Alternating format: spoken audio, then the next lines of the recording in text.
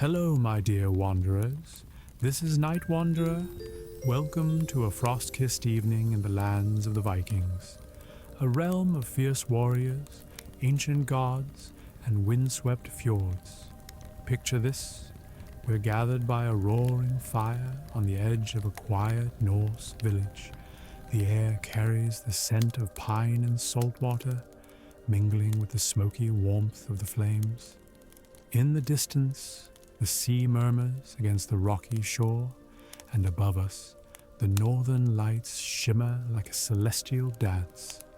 Tonight, we'll sail with Viking explorers, stand in the halls of Asgard, and listen to tales carried on the northern wind, stories of gods, heroes, and the end of the world itself. Before we begin, take a deep breath, let it out slowly.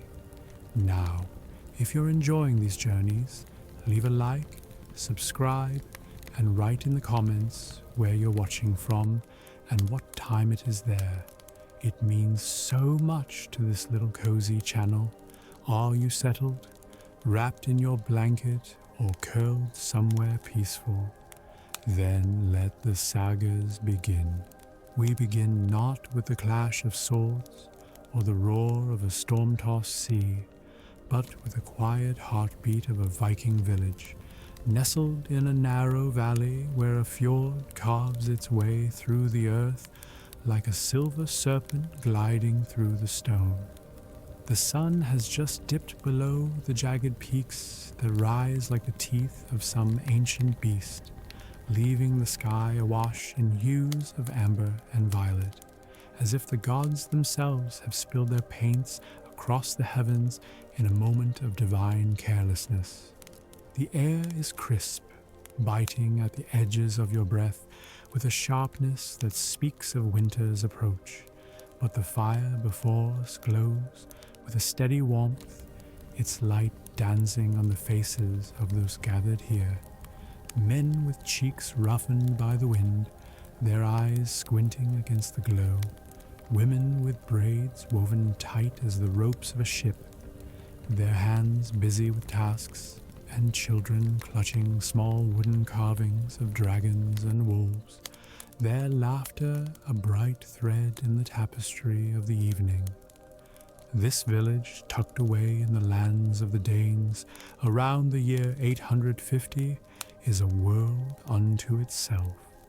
A small island of life amid the vastness of the northern wilderness. Long houses stretch along the fjord's edge, their walls made of timber hewn from the ancient forests that cloak the hills in a mantle of green and shadow. The roofs are layered with sod, sprouting tufts of grass where goats sometimes graze, their hooves leaving faint impressions in the earth, like the footprints of spirits passing in the night.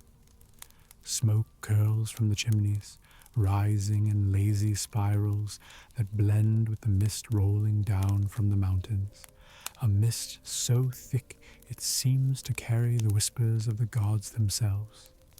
The scent of burning pine fills the air, mingling with the tang of salted fish drying on racks near the water, their silvery bodies catching the last light of day, and the faint sweetness of honey from a nearby beehive, tended by a stooped old woman named Thora, whose hands are as gnarled as the roots of an oak, her fingers stained with the golden nectar she has gathered since she was a girl. Inside one of these longhouses, life unfolds with a rhythm as steady as the tides that ebb and flow in the fjord beyond. The hearth at the center burns bright, its flames licking at a blackened iron cauldron where barley porridge simmers, filling the air with a nutty warmth that wraps around you like a woolen cloak. The walls are hung with woven tapestries, their threads dyed with the deep blues of woad, a plant plucked from the marshlands, and the fiery reds of madder root, dug from the earth with care, depicting scenes of ships sailing beneath a raven banner, their sails billowing in an imagined wind. A woman named Astrid sits on a wooden bench, her fingers deftly working a loom, the shuttle sliding back and forth with a soft rhythm that echoes like the beating of a heart, steady and sure. Her daughter, a girl of 10 winters named Sigrid, kneels beside her, carding wool with a pair of wooden combs, the fibers catching the firelight like strands of spun gold, each one shimmering with the promise of a cloak or a blanket to come. Astrid hums a tune, low and haunting, a song about the sea and the men who never return from its embrace, her voice weaving through the air like a thread of silver, carrying with it the weight of 1,000 untold stories, of fathers lost to the waves, of mothers who wait in vain by the shore, their eyes fixed on a horizon that remains empty. Beyond the longhouse, the village stirs with the hum of daily toil, a symphony of labor that has sustained these people through generations. A man named Bjorn, broad-shouldered and with a beard as thick as a bear's pelt, stands by the fjord's edge, mending a fishing net with hands calloused from years of hauling oars across stormy seas. The net, woven from flax dyed with the grey-green of lichen gathered from the rocks, drapes over his knees like a spider's web, its threads knotted with a precision that speaks of a lifetime spent at the water's edge. He works with a quiet focus, the needle flashing in the fading light, his brow furrowed as he recalls the storms he has weathered, the fish he has caught, the times when the sea gave nothing but hunger. Nearby, his son Einar, a boy of 14 summers, casts a line into the fjord, the water rippling as a fish darts beneath the surface, its scales glinting like a shard of moonlight in the gathering dusk.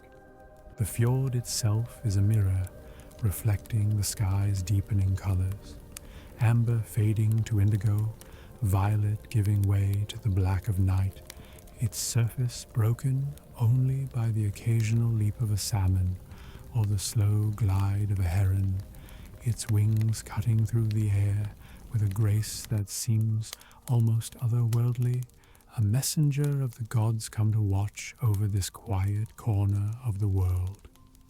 Further up the valley, the fields are alive with the last labors of the day, a scene of toil and endurance that binds this community to the land. Men and women bend low over rows of barley and oats, their sickles flashing in the twilight as they harvest the golden stalks, the sound of their blades a soft whisper against the rustles of the wind that sweeps down from the mountains. The earth here is stubborn, its soil laced with stones that seem to defy every effort to tame them. But the Vikings coax life from it with a patience born of necessity, their hands moving with a rhythm that speaks of centuries of struggle and survival. A girl named Freydis, her cheeks flushed from the cold, gathers the stalks into sheaves, tying them with a twist of straw, her laughter ringing out like a bell as a raven croaks. From a nearby pine, its black feathers stark against the twilight, a shadow against the fading light.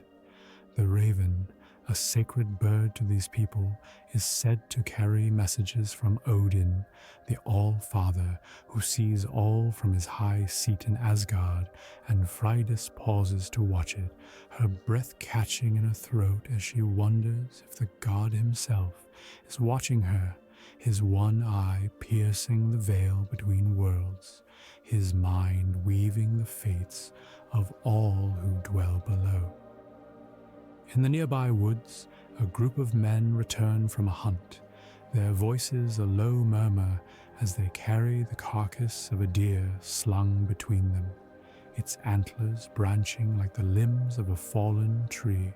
The hunt has been good, a blessing from the gods, and the men speak of the tracks they followed, The way the deer moved through the underbrush, its hooves leaving prints in the moss that seemed to glow in the dim light of the forest. They will butcher the animal tonight, its meat smoked and salted for the winter, its hide tanned for clothing, its bones carved into tools, every part used with a reverence for the life that has been taken. A boy named Hrolf, the youngest of the hunters, carries a bundle of arrows, their tips stained with the day's work, and he listens to the older men with wide eyes, dreaming of the day when he will lead the hunt himself, his name sung by the skalds in the longhouse. As night falls, the village gathers for a meal, a moment of communal warmth that binds them together against the darkness outside. Inside the longhouse, the cauldron of porridge is joined by a platter of smoked herring, its flesh glistening with a sheen of salt, the taste sharp on the tongue, a reminder of the sea that both sustains and threatens. There is also a wheel of cheese, its rind crusted with herbs gathered from the hills, thyme and wild sage, their flavors earthy and green, a taste of the land itself. A horn of mead passes from hand to hand, the honey drink glowing like liquid amber in the firelight, its sweetness cutting through the sharpness of the fish, its warmth spreading through the chest like a fire of its own.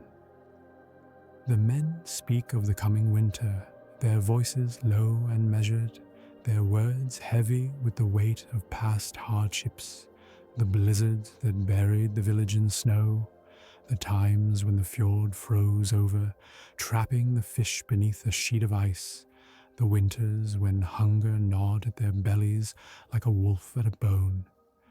The women share tales of their own, their voices softer but no less steady, stories of ancestors who braved the ice to find new lands, of spirits that dwell in the forests, their whispers heard in the rustle of leaves, and of the gods who shape the fates of all, their hands weaving a tapestry of life and death that stretches across the 9 worlds. A skald, a wandering poet named Skirnir, joins the gathering, his harp carved from ashwood, its strings taut as the sinews of a bow. He strums a melody that seems to rise and fall with the wind outside, a song of longing and valor, his voice weaving a tale of a warrior named Sigurd, who slew a sea serpent with a spear blessed by Thor, the god of thunder. The serpent, a creature of the deep with scales like iron and eyes that burned like embers, had terrorized the fjords for a generation, its coils crushing ships as if they were kindling, its roars shaking the cliffs until they crumbled into the sea. Sigurd, a man of humble birth but with a heart as fierce as a storm, sought the beast out, his spear carved with runes that glowed with the power of Thor's lightning, and after a battle that lasted 3 days and 3 nights, he drove the weapon into the serpent's heart, its blood staining the fjord red for a fortnight. The skald's voice rises and falls, his words painting a picture so vivid that the children, their eyes wide, clutch their wooden carvings tighter, imagining themselves as Sigurd, their small hands wielding invisible spears against the shadows on the wall. But the night is not only for feasting and stories, it is also a time of preparation, for the winter festival of Yule approaches, a sacred time to honor the gods and coax the sun back from its long slumber. The men drag a massive pine log into the longhouse, its bark still clinging to the wood, like the scales of a fish, its weight a testament to the strength of the forest from which it came. They set it ablaze, the flames roaring to life with a ferocity that mirrors the storms of the North Sea, the air filling with a scent of burning resin, sharp and clean, a scent that speaks of ancient groves and forgotten rites. The women hang garlands of evergreen boughs, their needles pricking their fingers like tiny stars, their green a promise of life amid the barrenness of winter. A boar, fattened through the summer on acorns and roots gathered from the forest, is roasted over a spit outside, its skin crackling as the fat drips into the fire, sending up sparks that dance like fireflies in the dark. The aroma of roasting meat filling the air with a richness that makes mouths water. The feast is a sacred rite, a moment of defiance against the darkness that creeps ever closer with each passing day, a darkness that threatens to swallow the world in its icy embrace. The villagers raise their horns in a toast to Odin for wisdom to guide them through the trials ahead, to Thor for strength to endure the cold, and to Freya for love to warm their hearts when the nights grow long.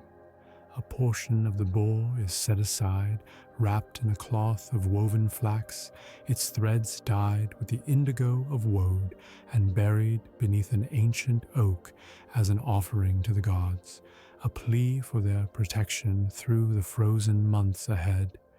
The oak, its branches gnarled and heavy with age, stands at the edge of the village, its roots deep in the earth, a sentinel that has watched over this place since the time of their grandfathers' grandfathers, its presence a reminder of the enduring bond between the people and the land.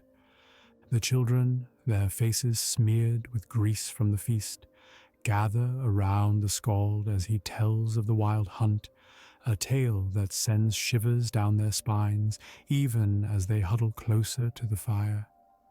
He speaks of Odin, the All-Father, riding across the sky on his 8-legged steed Sleipnir, a horse as swift as the wind, its hooves striking sparks from the clouds as it gallops through the storm. Odin leads a host of spirits, the souls of warriors who died in battle, their cries echoing through the night as they hunt the skies, seeking those who have offended the gods, their howls mingling with the wind that sweeps down from the mountains. The children listen, their breath shallow, their imaginations alight with visions of the spectral riders, their spears gleaming in the moonlight, their cloaks trailing behind them like the wings of ravens, a sight both terrifying and wondrous, a reminder of the power of the gods who rule this world. In a quieter corner of the longhouse, an old woman named Gudrun sits with a rune stone in her hands, her fingers tracing the angular symbols carved into its surface, symbols that hold the secrets of the fates. She is a Volva, a seeress, her eyes clouded with age but sharp with the sight of things unseen, her mind a bridge between the world of men and the realm of the gods. The villagers come to her with whispered questions, their voices trembling with hope and fear. Will the harvest be enough to last the winter when the snows pile high and the fjord freezes over, trapping the fish beneath a sheet of ice? Will the men return from their next voyage, or will the sea claim them as it has so many before, its waves swallowing their ships whole? Gudrun casts the runes onto a pelt of reindeer hide, their clatter like the sound of hail on a wooden roof, and reads their meaning with a voice as soft as snowfall, her words carrying the weight of prophecy. The gods are watching, she murmurs, her words curling like smoke in the air, each syllable heavy with meaning. But the sea is hungry, and not all who sail will return. As the night deepens, the fjord outside becomes a ribbon of black glass beneath a sky studded with stars. each one a pinpoint of light in the vast darkness, a reminder of the fragility of this world. The northern lights ripple across the heavens, their greens and purples swaying like the veils of Freya herself, a silent promise of the magic that still lingers in this land, a magic that speaks of gods and giants, of heroes and monsters. The fire in the longhouse burns low, its embers glowing like the last breath of a dying sun, casting a soft light on the faces of the villagers as they settle onto their furs and woolen blankets, their breaths slowing as sleep claims them, their dreams filled with the tales they have heard, with visions of the sea and the sky, of the gods who watch over them. But this is only the beginning of our journey, for beyond this village, beyond the mountains and the sea, other tales await. Tales of creation, of gods and giants, of a world born from ice and fire. Let the warmth of this moment linger in your heart. Let the rhythm of this village's life carry you into a gentle rest. For soon we will journey deeper into the sagas of the north, where the gods themselves will speak and the world will tremble at their words. And so, my dear wanderers, we leave the quiet village by the fjord, its long houses glowing with the warmth of hearth and kinship, its people dreaming beneath a sky streaked with the northern lights. But our journey does not end here, for the tales of the Vikings stretch far beyond the shores of Midgard, the world of men, into the realms of the gods themselves, where the roots of the great tree Yggdrasil delve deep into the mysteries of creation. Let us step beyond the veil of the mortal world into a time before time, where fire and ice danced in an eternal embrace, and the first beings stirred in the shadows of the void. Let us speak now of the creation of the world, of the first gods, and of the cosmic order that binds all things together. Before there was earth, before there was sky, before there was even the whisper of a wind to carry the songs of the gods, there was nothing, only a vast emptiness known as Ginnungagap, a chasm so deep and so wide that it seemed to swallow all light, all sound, all hope. It was a place of absence, a void that stretched across the cosmos like a shroud over a forgotten grave, its edges frayed by the weight of its own nothingness. To the north of this great emptiness lay Niflheim, a realm of ice and mist, where rivers of venom flowed like the veins of some ancient beast, their waters frozen into glaciers that gleamed with a pale, unearthly light, their surfaces cracked and jagged as if the cold itself had teeth. To the south burned Muspelheim, a land of fire and ash, where flames roared with a ferocity that could melt stone, their tongues licking at the darkness, their heat a living thing that pulsed with a rhythm older than the stars.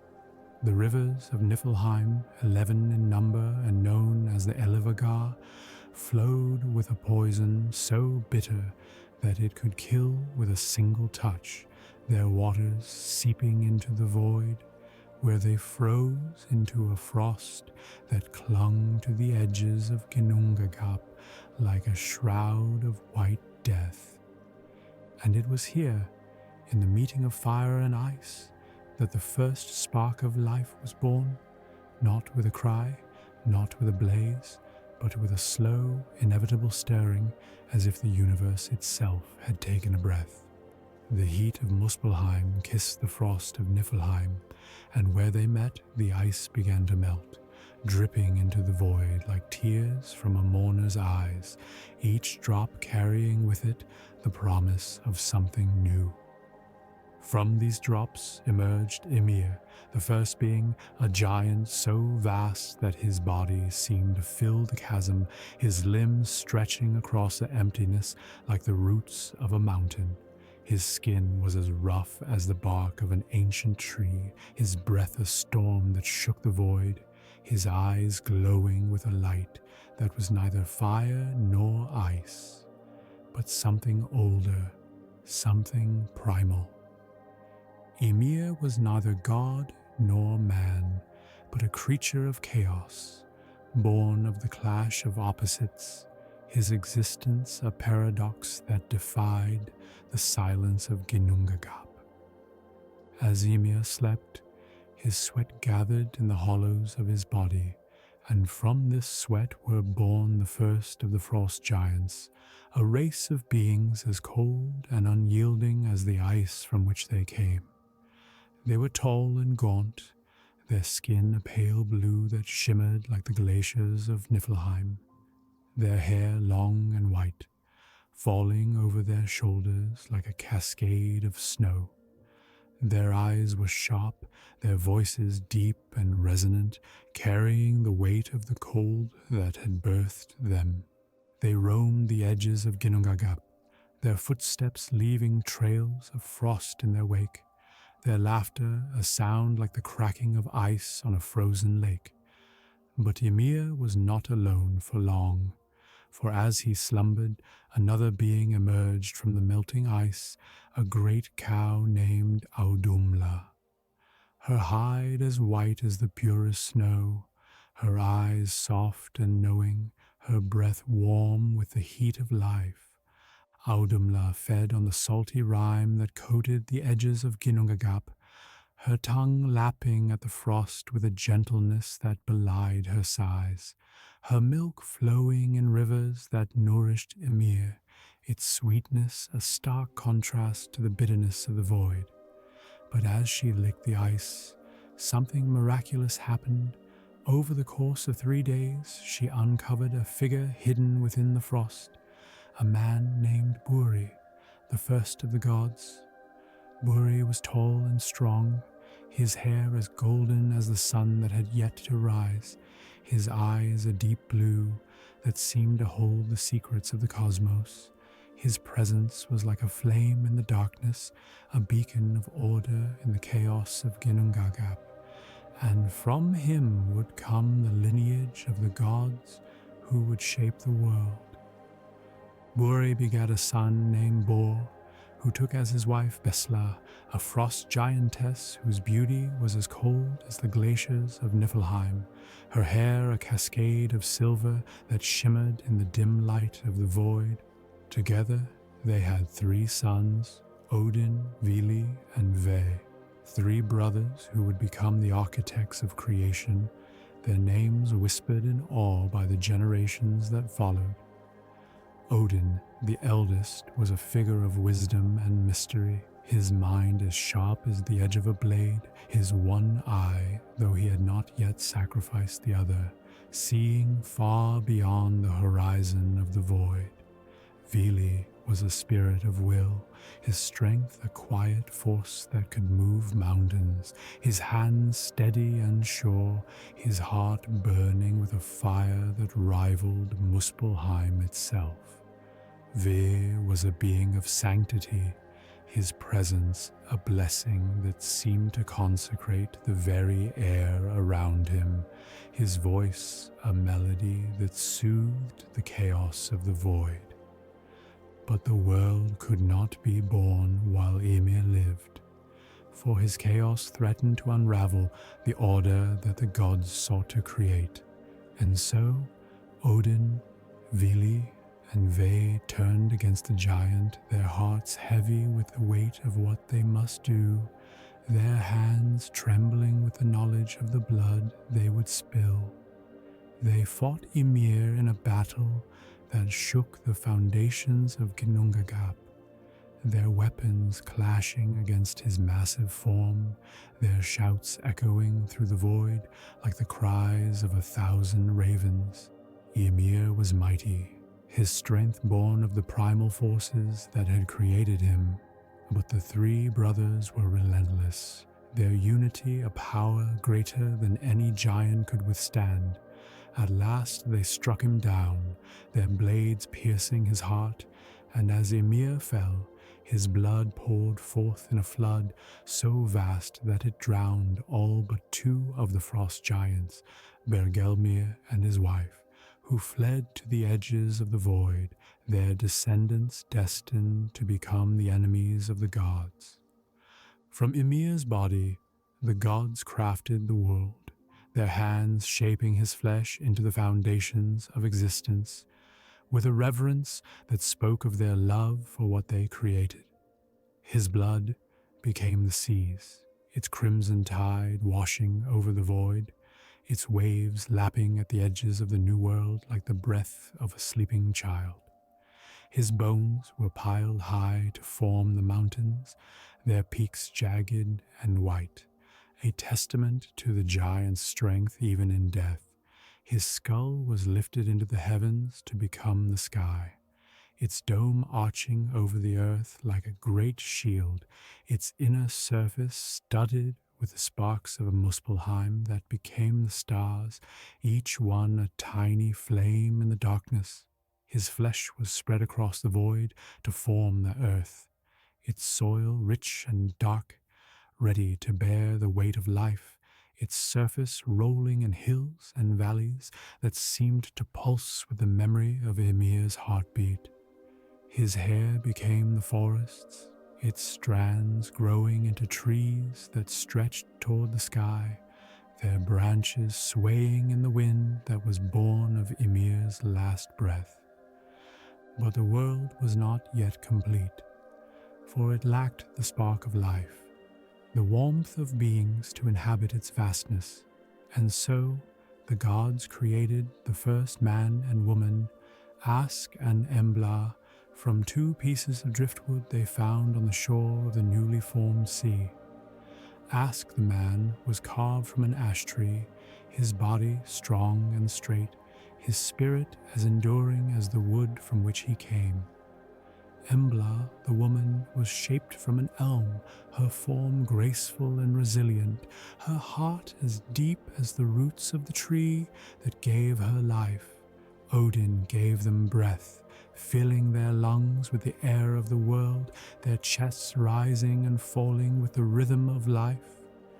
Vili gave them understanding, their minds awakening to the wonders around them, their thoughts as clear as the waters of the fjord.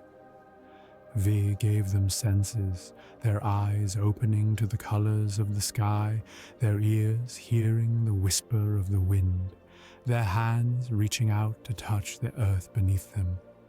Together, the gods placed Ask and Embla in Midgard, the world of men, a realm encircled by the sea that had once been Ymir's blood, its shores a boundary between the mortal and the divine. At the center of this new world stood Yggdrasil, the world tree, a great ash whose branches stretched into the heavens and whose roots plunged deep into the realms of the gods and the dead. Yggdrasil was the axis of creation, its trunk a pillar that held the 9 worlds together, its leaves shimmering with a light that seemed to come from within, each one a whisper of the fates that would unfold.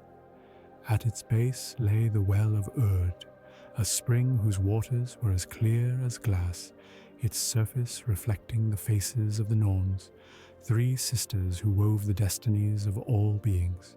Urd, the eldest, spun the threads of fate, her hands steady and sure, her eyes seeing all that had been. Verdandi, the second, wove the threads into the present, her fingers quick and precise, her mind fixed on the now. Skuld, the youngest, cut the threads, her scissors gleaming with a cold light, her gaze turned toward the future, her decisions final and unyielding. The Norns sat by the well, their voices a soft chant that echoed through the branches of Yggdrasil, their work a tapestry that bound the worlds together, a tapestry that even the gods could not escape. Above Midgard, high in the branches of Yggdrasil, lay Asgard, the realm of the gods, a place of golden halls and endless light, where Odin ruled from his throne in Valhalla, His ravens Hugin and Munin perched on his shoulders, their black feathers gleaming like polished obsidian. Asgard was a realm of beauty and power, its gates guarded by Heimdall, whose eyes could see across the worlds, whose ears could hear the grass growing in Midgard below. Beyond Asgard lay Vanaheim, the home of the Vanir, a race of gods tied to fertility and the earth. Their halls filled with the scent of blooming flowers, their laughter as warm as a summer's day. Below Midgard stretched Jotunheim, the land of the giants, a realm of towering mountains and dark forests, where the descendants of Bergelmir plotted their revenge, their hearts as cold as the ice that had birthed them.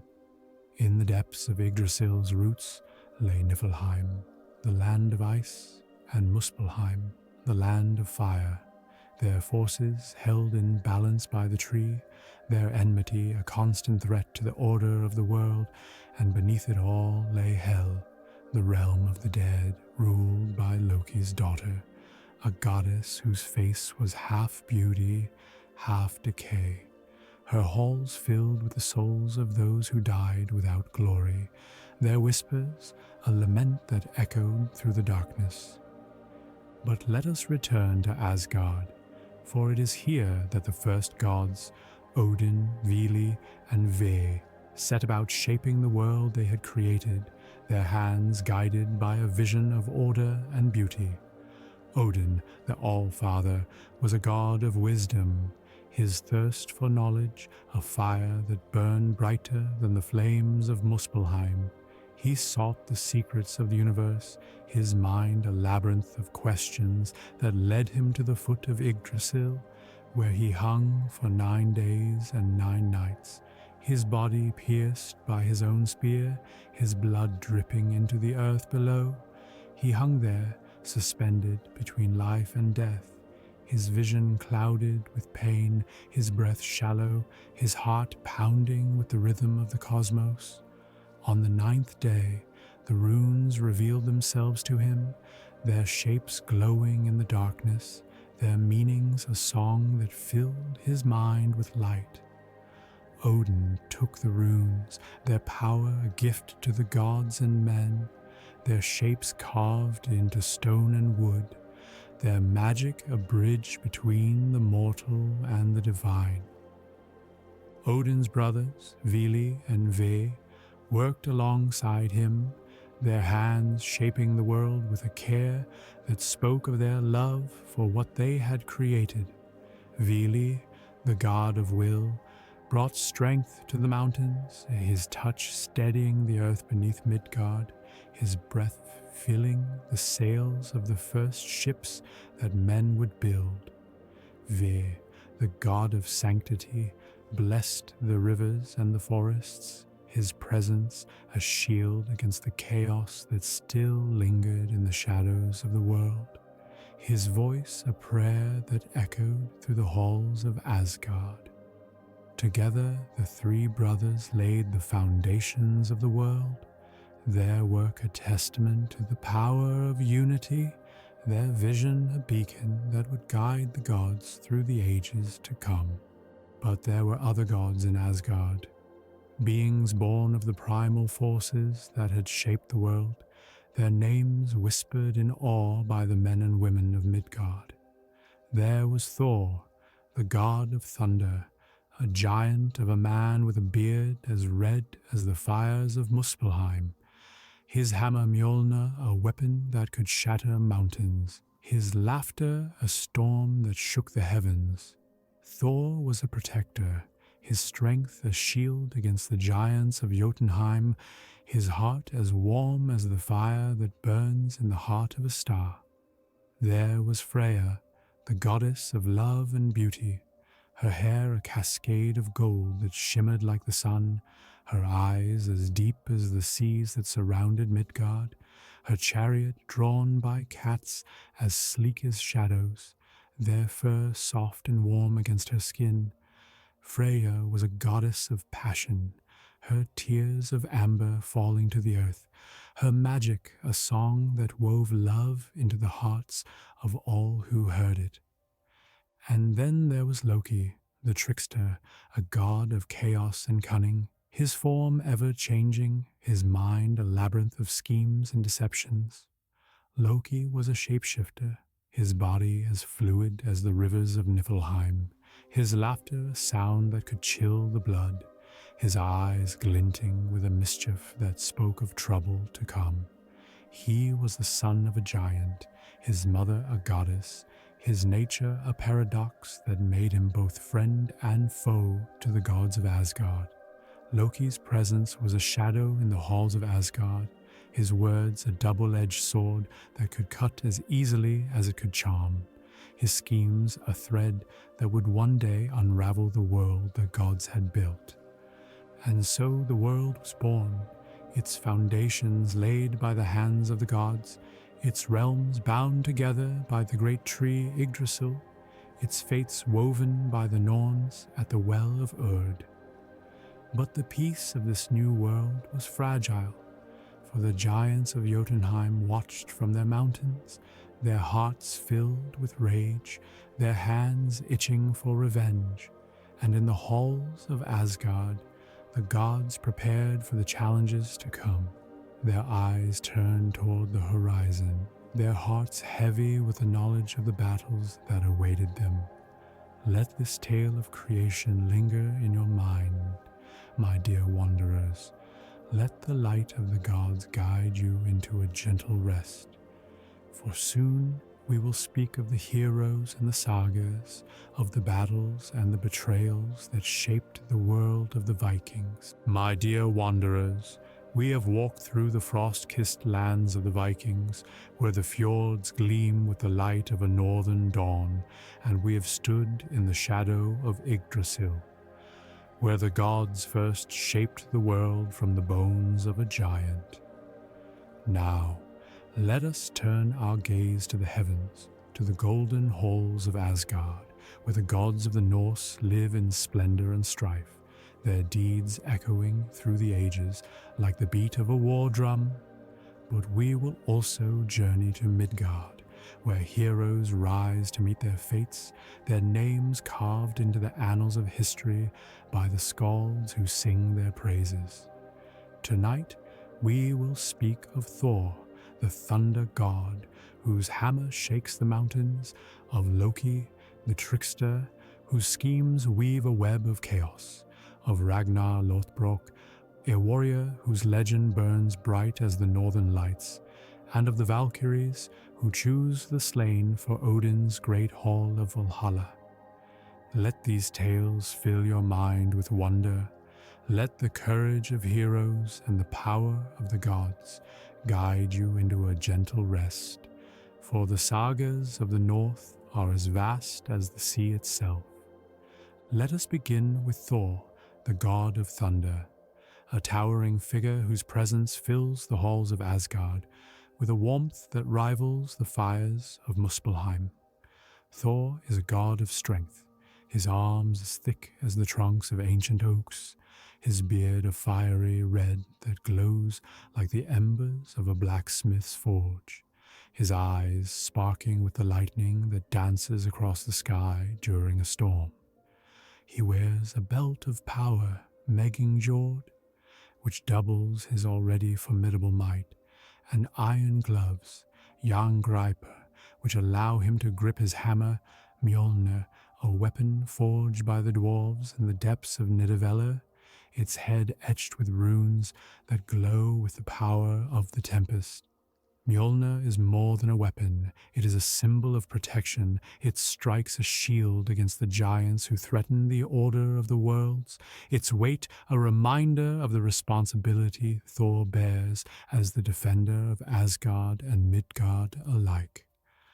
One of Thor's greatest tales begins on a morning when the god awoke in his hall, Bilskirnir, a vast structure with 540 rooms, its walls carved with scenes of storms and battles, its roof gleaming with the light of the sun. Thor rose from his bed, his footsteps heavy on the wooden floor, his mind eager for the day's challenges, for he was a god who thrived on action, his heart restless when the skies were clear. But as he reached for Mjolnir, which he kept by his bedside like a faithful hound, he found it missing, its place empty, the air around it cold and still. Thor's roar of anger shook the halls of Asgard, his voice a thunderclap that made the other gods tremble, for the loss of Mjolnir was no small matter. It was a blow to the safety of the worlds, a crack in the shield that protected them from the giants of Jotunheim. Thor sought out Loki, the trickster god, whose cunning was as sharp as the edge of a newly forged blade, for he knew that if anyone could uncover the thief, it would be Loki, whose mind was a labyrinth of schemes and secrets. Loki, with his sly smile and eyes that glinted like a fox in the moonlight, agreed to help, though his heart danced with amusement at Thor's predicament, for Loki was a god who delighted in chaos, even as he served the gods of Asgard. Loki borrowed Freya's cloak of falcon feathers, a garment that shimmered with the colors of dawn, its magic allowing the wearer to take the form of a bird, swift and silent as a shadow. With a flourish, Loki donned the cloak, his body shrinking and twisting until he became a falcon, his wings slicing through the air as he soared from Asgard to Jotunheim, the land of the giants where he suspected the thief might dwell.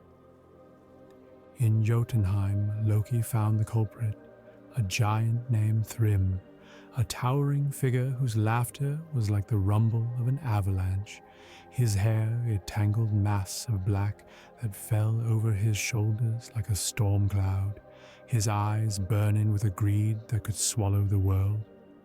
Thrym sat on a throne of stone, Mjolnir resting in his lap, its runes glowing faintly in the dim light of his hall, its presence a trophy that filled the giant with pride. Loki, perched on a nearby ledge in his falcon form, listened as Thrym boasted of his theft, his voice booming through the hall like the crash of a falling boulder. "I have taken Thor's hammer," Thrym declared, his words heavy with triumph, "and I will not return it unless the gods give me what I desire, Freya, the goddess of love, to be my bride, her beauty mine to claim, her magic mine to wield." Loki returned to Asgard, his wings carrying him swiftly through the skies, his mind racing with the news he bore. He shed the falcon cloak and stood before Thor, his sly smile replaced by a look of calculation, for he knew that Thrym's demand would not be easily met. Thor's face darkened as Loki relayed the giant's words, his fists clenching with a fury that seemed to summon clouds to the sky above, his voice a growl that spoke of battles to come. But Freya, when told of Thrym's demand, laughed with a scorn that was as sharp as a blade, her golden hair shimmering with indignation, her eyes flashing with a fire that could rival Thor's lightning. "I will not be a prize for a giant," she declared, her voice a melody of defiance, her hands clutching her necklace, Brisingamen, a treasure forged by the dwarves, its amber gems glowing with the warmth of her anger. "Let Thrym keep the hammer if he dares. I will not trade my freedom for a thief's ransom." And so Loki devised a plan, his mind weaving a scheme as intricate as the threads of a tapestry, his words dripping with mischief as he spoke to Thor. "We will trick Thrym," Loki said, his eyes glinting with a delight that made Thor uneasy, for Loki's plans were as unpredictable as the winds of a storm. "You will go to Jotunheim, Thor, but not as yourself. You will go as Freya, dressed in her bridal gown, your face veiled, your hammerless hands hidden beneath silk. I will go with you, disguised as your handmaiden, and together we will reclaim Mjolnir from the giant's grasp." Thor protested, his pride wounded at the thought of dressing as a woman, his voice rumbling with indignation. But Loki's logic was unassailable. For without Mjolnir, Asgard was vulnerable, and the giants would surely strike if the hammer remained in Thrym's hands. And so, Thor donned Freya's gown, a garment of white silk embroidered with threads of gold, its hem trailing behind him like the tail of a comet, its fabric soft against his skin, a stark contrast to the iron gloves he usually wore. Loki dressed as a handmaiden, his form shifting to that of a woman, his hair long and dark, his movements graceful and demure, though his eyes still sparkled with the mischief that defined him. The two gods traveled to Jotunheim, their chariot drawn by Thor's goats, Tangrisnir and Tangjoster, whose hooves struck the ground with a rhythm that spoke of the journey ahead.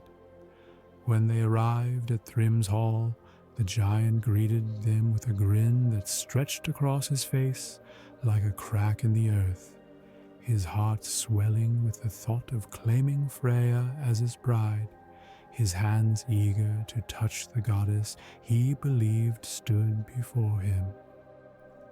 They bound Fenrir with chains forged by the dwarves, each link stronger than the last. But the wolf grew stronger still, his howl shaking the halls of Asgard, his strength a threat that could not be contained. The god Tyr, a warrior whose courage was as steady as the mountains, offered his hand to bind Fenrir, placing it in the wolf's jaws as a sign of trust. But when the chains tightened, Fenrir bit down, severing Tyr's hand. His sacrifice, a testament to the god's determination to protect the world. Jormungandr was cast into the sea by Odin, his coils sinking beneath the waves, his hatred for the gods of Midgard. Hel was banished to the underworld, her realm a place of cold and darkness, her throne a seat of bones, her heart as unyielding as the ice of Niflheim. But let us turn now to Midgard, where the heroes of the Vikings lived and died, their names sung by the skalds and the longhouses, their deeds a flame that warmed the hearts of their people. Among them was Ragnar Lothbrok, a warrior whose legend burns bright in the Sagas, his life a tapestry of valor and tragedy, his name a whisper on the lips of every Viking who dreams of glory. Ragnar was a man of the Danes, born in the late 8th century. His hair as dark as the fjords at midnight, his eyes as sharp as the edge of a blade, his heart a storm that could not be tamed. He was a farmer's son. Raised on the rocky soil of Denmark, his hands calloused from the plough. His dreams filled with the sea and the lands beyond, where riches and fame awaited those brave enough to claim them. Ragnar's rise to fame began with his marriage to Lagertha, a shield maiden whose beauty was matched only by her ferocity. Her hair a cascade of gold that shimmered in the sun, her shield painted with the image of a raven, her sword a extension of Kawuv.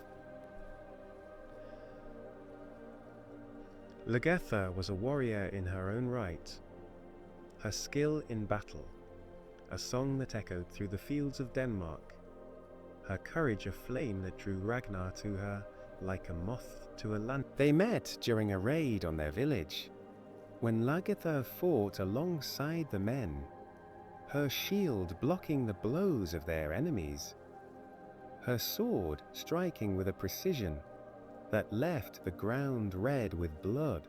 Ragnar, struck by her valor, sought her hand, and together they became a force that shook the lands of the north. Their love a bond that withstood the trials of war, their names a rallying cry for those who followed them. Ragnar's raids took him across the seas, his longships cutting through the waves like the wings of a dragon, their prows carved with the heads of serpents, their sails billowing with the wind that carried them to distant shores. He raided the lands of the Franks,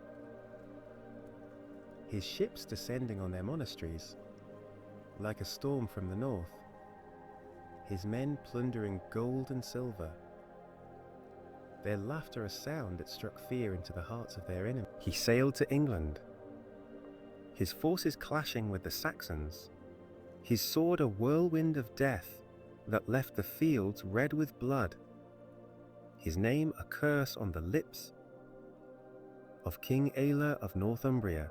But Ragnar's ambition was his downfall, for he sought to conquer more than any man could hold. His dreams a tide that swept him into the jaws of fate. He was captured by King Aella during a raid. His ship wrecked on the shores of Northumbria, his men scattered by a storm that seemed to carry the wrath of the gods.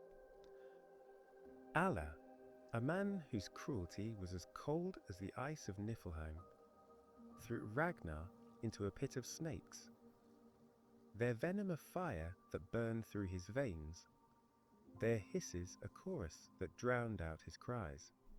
Ragnar died with a smile on his lips, his last words, a prophecy that would haunt Alla for the rest of his days. "My sons will avenge me," Ragnar whispered, his voice a shadow of the storm it once was, his eyes fixed on the sky. "Their weir is livler last whisper."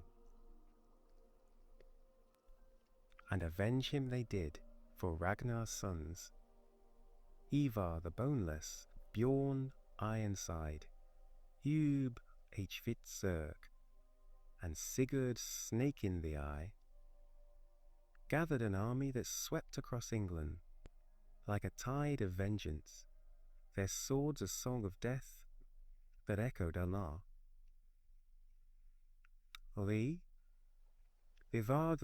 Ivar, a cripple whose legs were as useless as driftwood, was carried into battle on a shield, his mind as sharp as a blade, his strategies a web that ensnared Allah's forces, his cruelty a mirror of the man who had killed his father, Azob.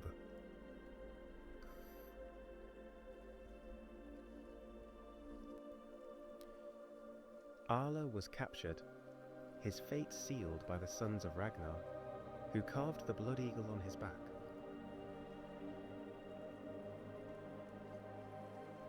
A ritual of vengeance that saw his ribs spread like wings, his lungs pulled from his body, his screams a lament that echoed through the ages.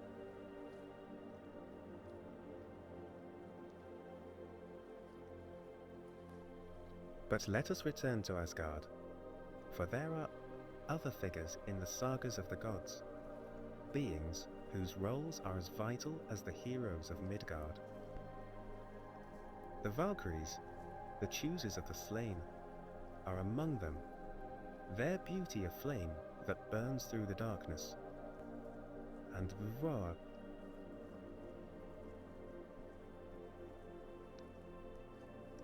father. The Valkyries are Odin's maidens, their forms as ethereal as the northern lights, their armor gleaming with the light of the sun, their spears tipped with the power of... They ride across the skies on horses, as swift as the wind, their manes flowing like rivers of silver, their hooves striking the clouds with a rhythm that speaks of the battles below. The Valkyries choose the warriors who will die in battle, their eyes sharp as they watch the clash of swords, their hands steady as they mark the fallen, their voices a song that calls the slain to Valhalla. Valhalla is Odin's great hall in Asgard, a place of endless feasting and fighting. Its roof thatched with golden shields, its walls carved with the deeds of the warriors who dwell within, its gates wide enough to admit 800 men. Here, the Einherjar, the chosen warriors, train for Ragnarok, the end of the world, their swords clashing in mock battles, their laughter a sound that fills the hall with warmth, their mead flowing in rivers that never run dry. Each morning, the Einherjar fight, their blood staining the floor of Valhalla, their wounds healing by the time the sun sets, their bodies as strong as the day they died. Each night, they feast, their tables laden with the meat of serene, a boar that is slaughtered each day and reborn each night. Its flesh a delicacy that never grows tiresome, its taste a reminder of the life they left behind. Odin sits at the head of the hall, his throne a seat of power. His ravens perched on his shoulders, his wolves Jerry and Frecky at his feet, their eyes glinting with the hunger of the hunt. The Valkyries serve the mead in Valhalla, their hands steady as they fill the horns of the Einherjar. Their voices a melody that soothes the warriors' hearts, their presence a reminder of the glory they have earned. But the Valkyries are more than servants. They are warriors in their own right. Their spears a symbol of their power, their wings a testament to their freedom. Their names: Gunnar, Hilda, Skirgle. A song that echoes through the halls of Asgard. A song that speaks of death and rebirth, of honor and GB. For Iswari. Wow. Sacrifice. And so, my dear wanderers, we have walked with Thor through the halls of Jotunheim, stood with Loki as he wove his schemes, followed Ragnar Lothbrok to the shores of England, and ridden with the Valkyries to the gates of Valhalla. These tales of gods and heroes are but a thread in the tapestry of the North, a tapestry that stretches across the ages, its colours as bright as the northern lights, its patterns as intricate as the roots of Yggdrasil. Let the courage of Ragnar, the strength of Thor, the mystery of the Valkyries, linger in your dreams. Let their stories guide you into a gentle rest, for soon we will journey across the seas with the Vikings, to lands unknown, where new tales await. The sea is a vast expanse, its surface shifting from the deep blue of a sapphire to the grey of a storm cloud, its waves rising and falling like the breath of a sleeping giant, its depths hiding creatures that the Vikings speak of in hushed tones, serpents with scales like a zd, whales with mouths wide enough to swallow a ship whole, spirits that rise from the water to lure men to their doom. On the 8th day, the jagged outline of Lindisfarne appears on the horizon.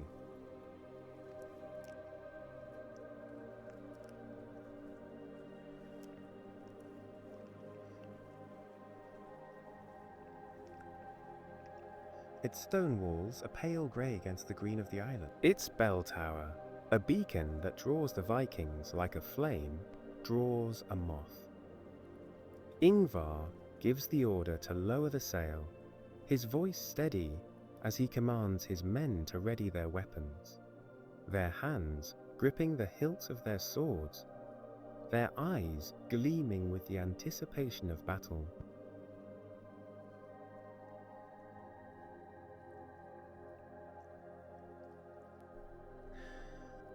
The longship glides silently toward the shore, its hull scraping against the pebbles of the beach, its dragon prow a shadow that looms over the island like a harbinger of doom.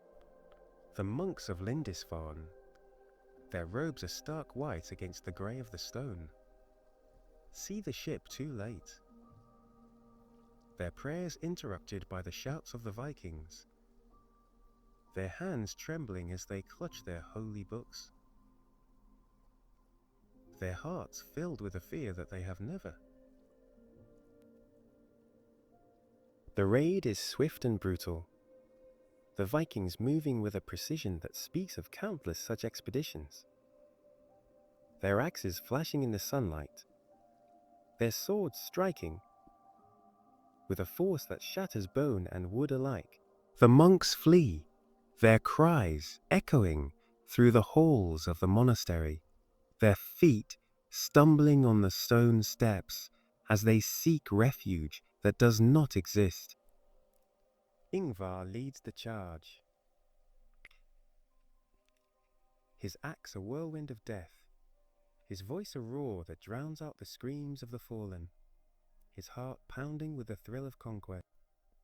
The Vikings take everything of value, golden crosses that gleam with the light of the sun, silver chalices encrusted with gems, manuscripts whose pages are illuminated with colors that seem to dance in the light. Who creates at the blaze?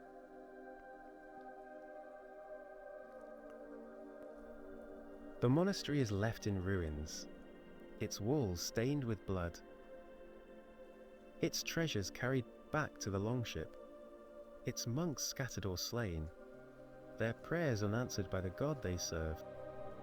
But the Vikings were not only raiders, they were traders as well. Their ships carrying goods to distant lands, their wealth built on the exchange of furs and amber for silk and spice. Let us journey now to the east, to the year 860, where a Viking named Bjorn, not the Bjorn of our village, but another,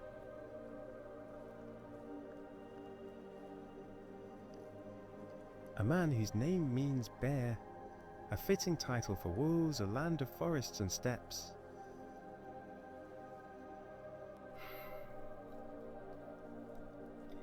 Its waters a highway that leads to the great city of Miklagard, known to the Byzantines as Constantinople. Bjorn's ship is a Nar, a broader vessel than the Drakkar, its hull designed for cargo, its deck laden with goods from the north, furs of fox and sable, their pelts as soft as a lover's touch, amber that glows with the light of the sun, its golden hues a treasure prized by the merchants of the south des Ye. Worm, and walrus ivory, its whiteness a canvas for the carvings of Byzantine artisans.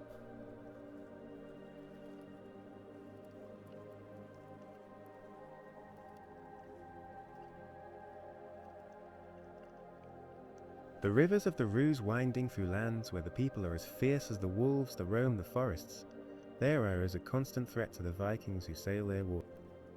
Bjorn navigates the Dnieper River, its currents swift and treacherous, its banks lined with trees whose branches hang low over the water, their leaves a canopy that casts shadows on the ship below. The Vikings portage their ship around rapids, their hands gripping the hull as they drag it over land. their muscles straining with the effort, their breath coming in sharp gasps as they push through the mud and stuff. At last, they reach the Black Sea. Its waters are deep blue that stretches to the horizon. Its waves are gentle contrast to the rivers they have left behind. Its shores a promise of the riches that await in Miklagard.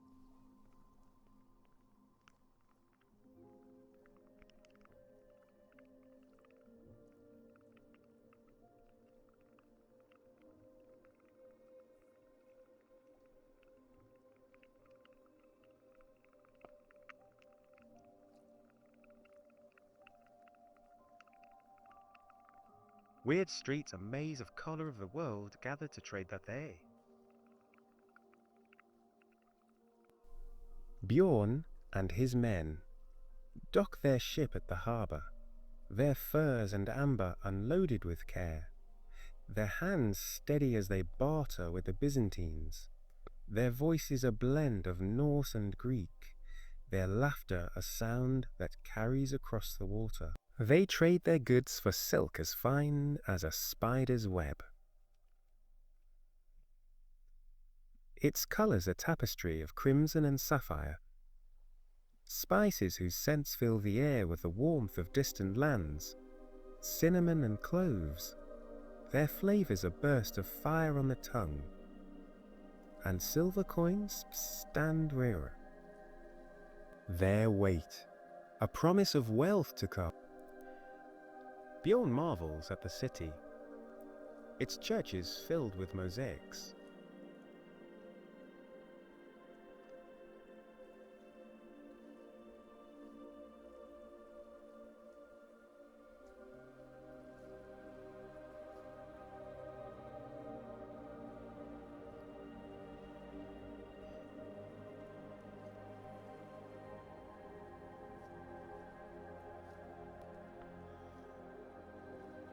But the Vikings' voyages were not only for plunder and trade, they were also for discovery.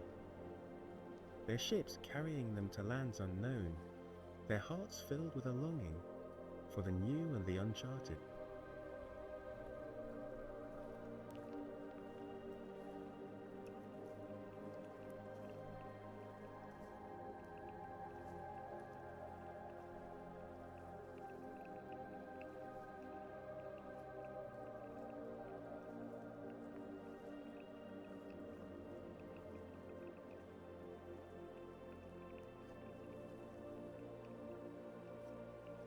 Its scars of colours that seems to well. The first to settle here is a man named Nodod, a Norwegian, who was blown off course while sailing to the Faroe Islands. His ship caught in a storm that seemed to carry the wrath of Thor himself. Its winds a howl that threatened to swallow the vessel whole.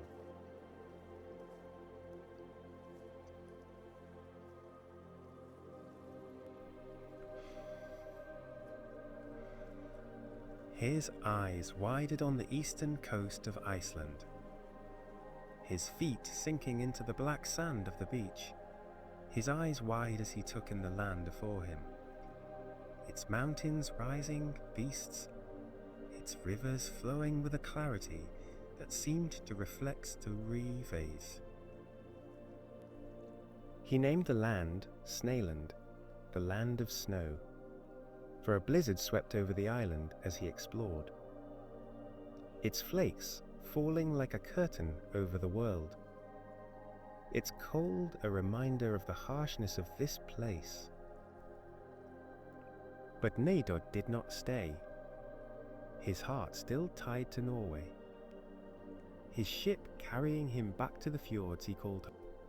It was another Viking, Ingolfur Arnason, who would make Iceland a home for his people, his ship arriving a decade later, his hands casting wooden pillars into the sea, a ritual to let the gods decide where he should settle. The pillars washed ashore at a place he named Reykjavik, the Bay of Smoke. for the steam rose from the hot springs there. Its heat a promise of life in this frozen land. The Vikings who followed Ingolfr built their homes in Iceland, their longhouses carved from the stone and turf of the island, their roofs sloping to shed the heavy snows, their walls thick to keep out the cold. They brought sheep and horses, their hooves a steady rhythm on the rocky ground, their wool and meat a lifeline in the harsh winters, their presence a reminder of the lands they had left behind. They fished the waters around the island, their nets pulling in cod and herring, their boats a constant presence on the horizon, their catches smoked and salted for the long months when the sea froze over. They told stories of the hidden folk, spirits that dwelled in the rocks and rivers. Their voices a whisper in the wind, their presence a mystery that filled the nights with wonder. Iceland became a land of poets and lawmakers.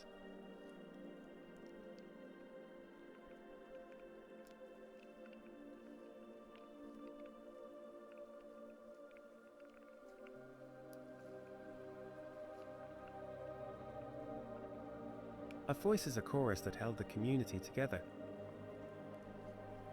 But the Vikings' thirst for discovery did not end with Iceland, for they were a people who could not resist the call of the horizon, their ships ever ready to sail into the unknown.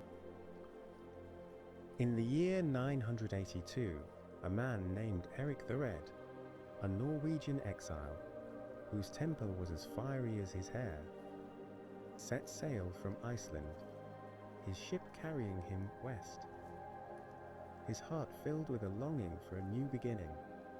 Eric had been banished from Iceland for manslaughter, his axe stained with the blood of a neighbor, his pride a flame that could not be extinguished, his exile a sentence that drove him to seek.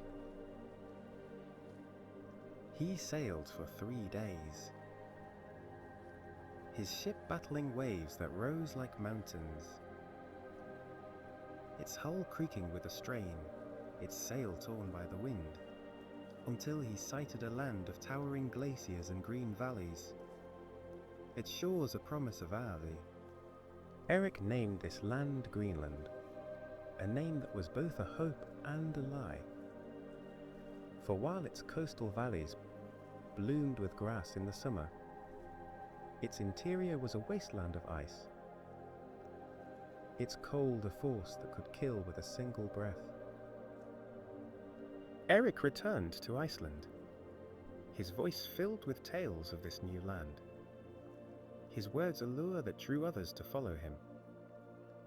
Their ships loaded with families and livestock, their hearts filled with the promise of a fresh start. They settled in Greenland, their homes built in the fjords of the south, their walls made of stone and driftwood, their roofs covered with sod, their hearths a constant source of warmth in the endless winters. They hunted seals and walruses, their harpoons striking with a precision that spoke of generations of skill, their boats navigating the icy waters, their catches a lifeline in a land where the growing season was short and the harvests foe. The Greenlanders traded with Iceland and Norway, their ships carrying ivory and furs, their holds returning with timber and iron, their voyages a thread that tied the colonies together. They faced hardships, winters that lasted for months, their fjords frozen over, their food stores dwindling, their children huddling beneath furs to keep warm. They encountered the Skraelings, the native peoples of Greenland.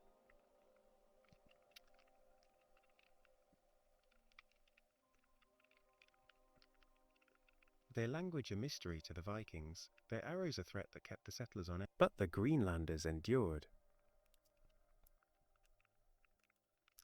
Their spirit as unyielding as the ice that surrounded them.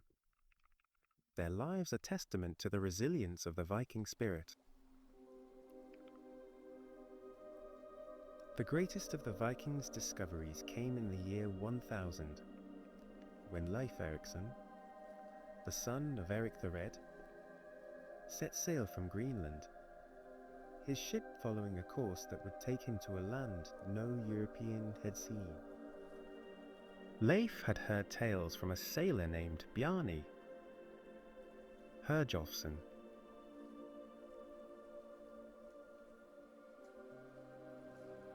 His ship carried west by a storm, his eyes catching sight of a land of forest and rivers. Its shores of Ryustavay.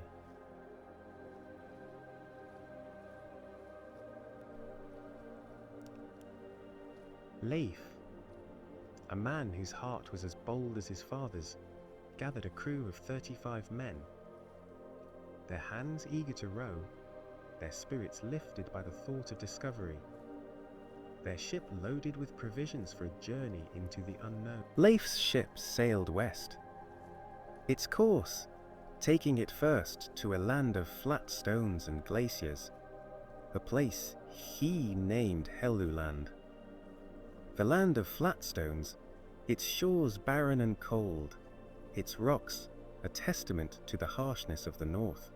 He sailed south, his ship cutting through the waves, its prow a steady guide, until he reached a land of forests and white sands, a place he named Markland, the land of forests, its trees a promise of timber for the treeless lands of Greenland,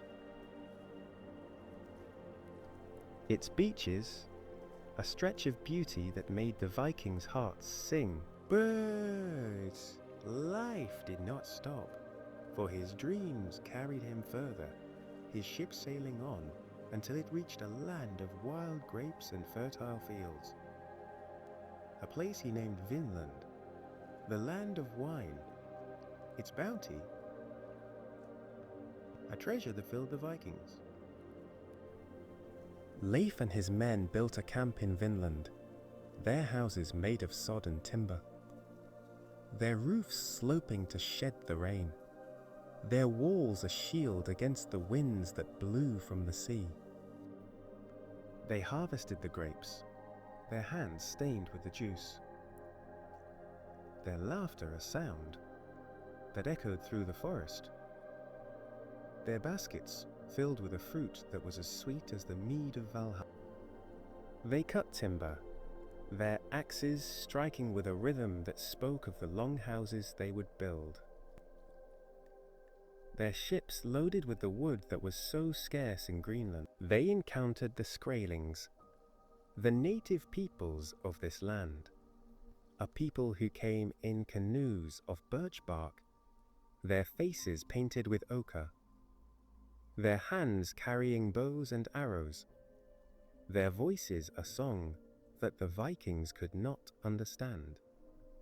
At first, there was trade, the Vikings offering milk and cloth, the Skrælings giving furs and fish, their hands meeting in a gesture of peace. But the peace did not last, for the Skrælings returned in greater numbers, their arrows a storm that drove the Vikings back to their ships, their camp abandoned, their dreams of Vinland a memory that lingered in their hearts.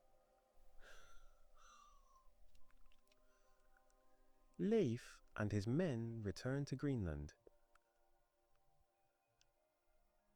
their ship heavy with timber and grapes, their warm the long nights, their discovery a testament to the Viking spirit of exploration.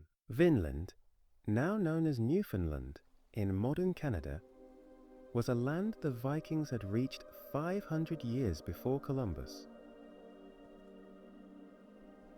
Its shores a footnote in the Sagas, its legacy a whisper that echoes through the ages, a reminder of the courage and curiosity for Voyages.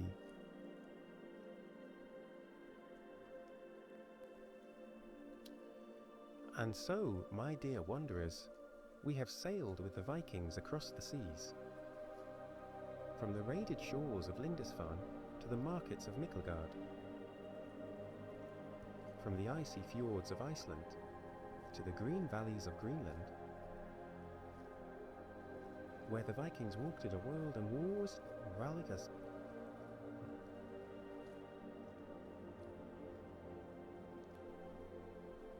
Let the rhythm of their oars linger in your mind.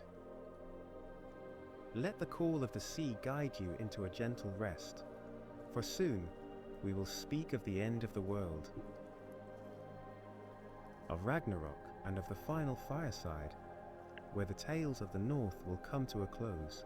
My dear wanderers, we have sailed far across the seas with the Vikings, from the raided shores of Lindisfarne to the distant lands of Vinland, where wild grapes grew under a sky unknown to the men of the North.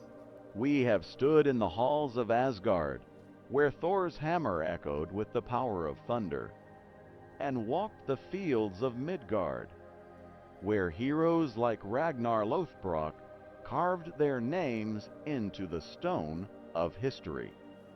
But now, as the stars burn bright above us, we return to the realm of the gods, to a time when the world will end in fire and ice, a time foretold by the Norns, whose threads of fate cannot be unwoven, even by the mightiest of gods.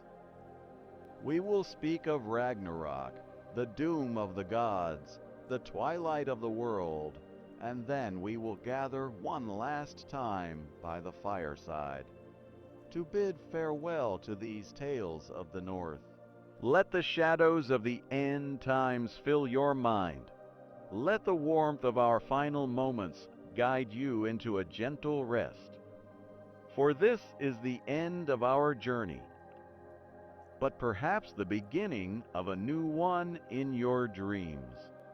The saga of Ragnarok begins with a whisper, a prophecy that has haunted the gods since the world was young, its words etched into the bark of Yggdrasil, the world tree, whose branches tremble with the weight of what is to come. The Norns, those ancient weavers of fate, have seen the end in the waters of the Well of Erd, their hands trembling as they spin the threads of destiny, their voices a lament that echoes through the 9 worlds. They speak of a time when the bonds that hold the world together will break, when the forces of chaos will rise to challenge the order of the gods, when the sky will darken and the earth will quake, its surface splitting like the shell of an egg.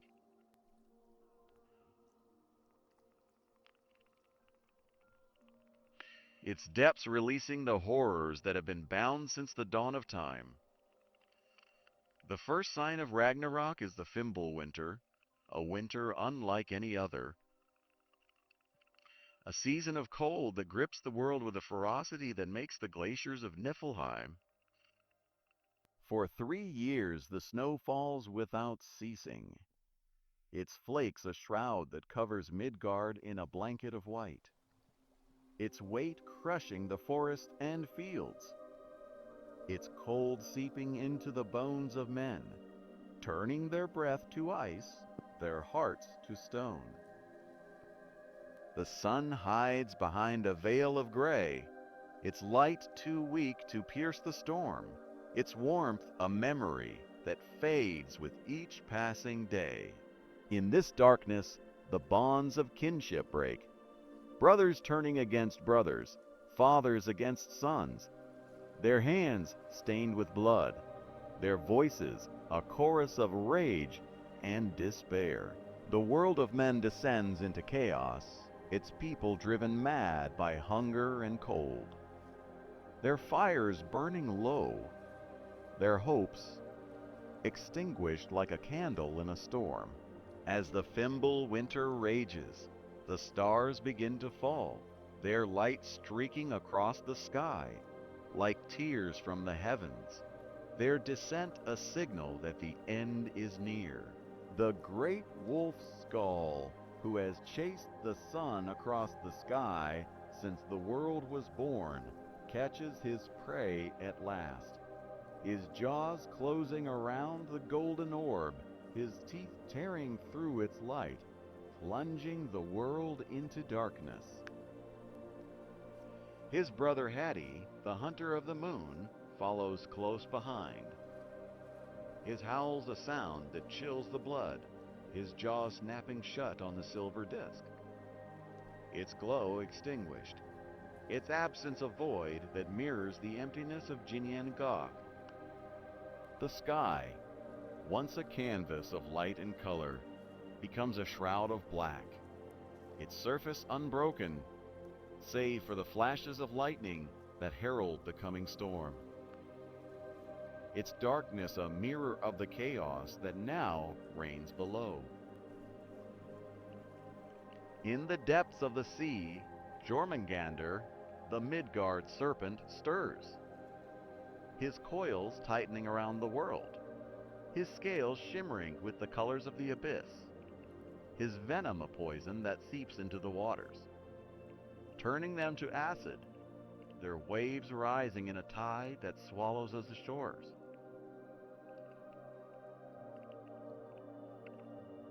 The serpent's movements shake the earth, its surface cracking with a sound like the breaking of 1,000 bones, its rivers overflowing, its mountains crumbling into the sea.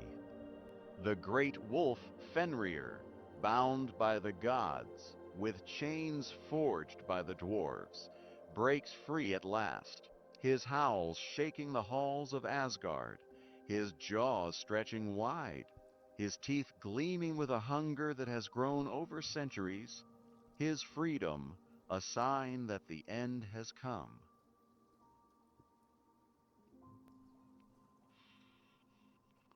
The chains that held him, Gleipnir, a ribbon as thin as silk but stronger than iron, snapped like threads of straw, their runes fading, their magic undone by the chaos that now rules the world. From the depths of hell, Loki emerges, his form as fluid as ever, his eyes glinting with a mischief that has turned to malice, his heart filled with a rage that has festered since the gods bound his children. He stands at the helm of Naglfar, a ship made from the fingernails of the dead, its hull a patchwork of gray and black, its sails woven from the shadows of the underworld, its prow cutting through the waves like a blade through flesh.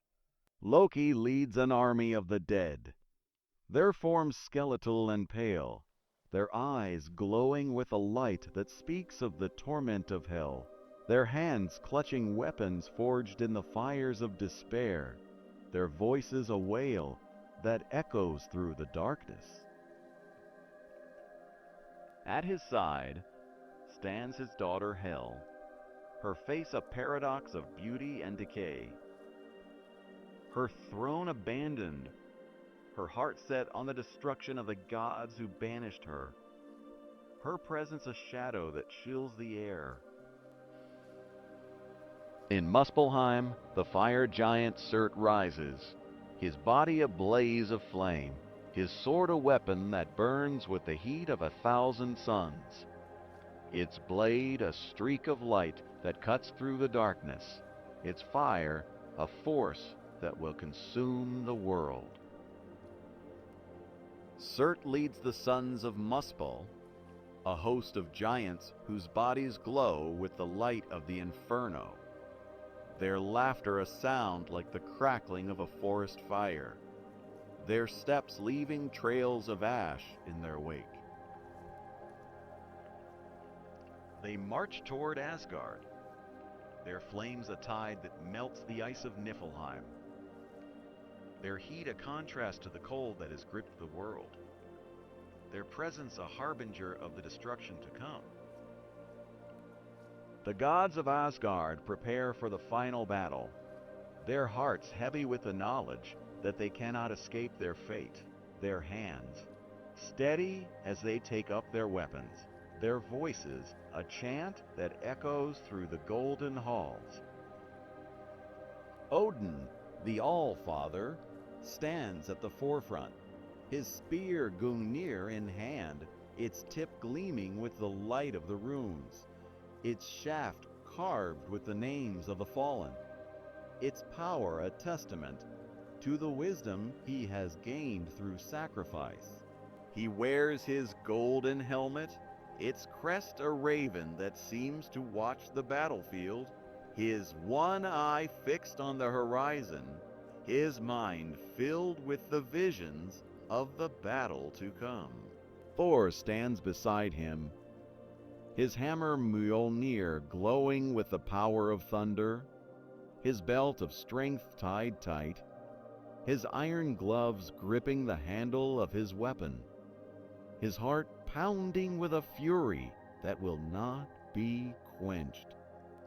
Freyja, the goddess of love, takes up her spear, her hair a cascade of gold that shimmers in the darkness, her eyes burning with a passion that will not falter, her magic a shield that protects the gods around her.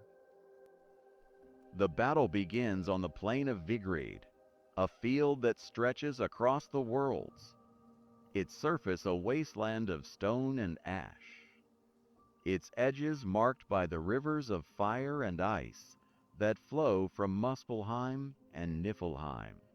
The armies clash with a force that shakes the foundations of Yggdrasil, its branches trembling, its leaves falling like tears, its roots straining to hold the worlds together. Odin faces Fenrir, his spear a streak of light that pierces the wolf's hide. But the beast is too strong, its jaws closing around the All-Father, its teeth tearing through his flesh, its hunger a force that cannot be stopped. Odin falls, his blood staining the earth, his raven circling above. Their cries a lament that echoes through the battlefield, their wings a shadow that marks the passing of a god. Thor battles Jormungandr, his hammer striking with a force that splits the sky, its thunder a sound that drowns out the cries of the fallen, its lightning a blaze that illuminates the serpent's scales. The two enemies are locked in a struggle that shakes the earth, their hatred. A fire that burns brighter than the flames of Muspelheim, their strength a match that neither can overcome. Thor drives Mjolnir into the serpent's skull, its venom spilling onto the ground, its body collapsing into the sea, its death a victory that comes at a cost. For as Thor turns to join the battle, the venom of Jormungandr seeps into his wounds, its poison a fire that burns through his veins, its pain a weight that brings him to his knees. Thor takes 9 steps, his strength fading, his hammer falling from his hand, his body collapsing to the earth, his death a thunderclap that marks the passing of a protector.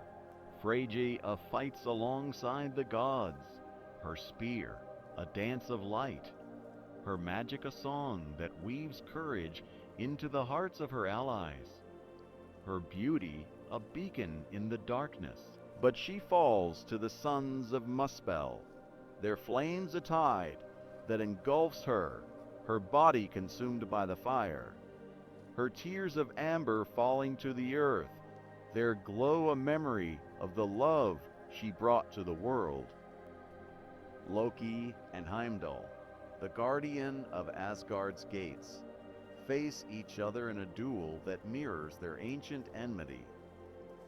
Their weapons clashing with a force that splits the air.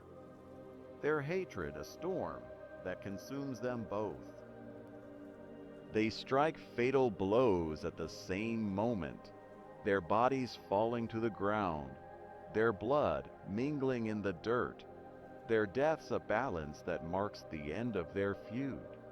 Surt, the fire giant, stands at the center of the battlefield, his sword a blaze of light that cuts through the ranks of the gods, his flames a tide that engulfs the worlds. He drives his sword into the earth, its fire spreading across Midgard, its heat melting the mountains, its blaze consuming the forests, its light a final dawn that marks the end of the world. Asgard falls, its golden halls crumbling into ash, its gates shattered, its beauty lost to the flames.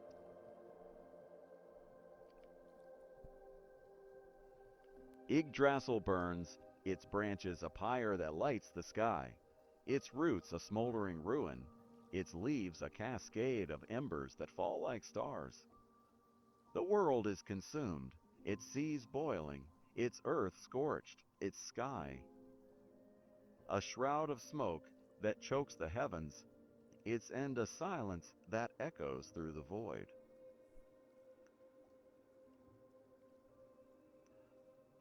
But even in this darkness, there is a glimmer of hope. For the world is not truly gone.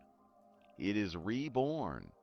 Its ashes, a fertile ground for a new beginning. From the sea rises a new earth, its surface green with grass, its rivers flowing with a clarity that speaks of renewal, its sky, a canvas of light that welcomes the dawn. Two humans, Lif and Lifdrasir, who hid in the branches of Yggdrasil during the battle, emerged to walk this new world, their hands joined, their hearts filled with the promise of a future, their children destined to repopulate the earth. The gods, too, are reborn.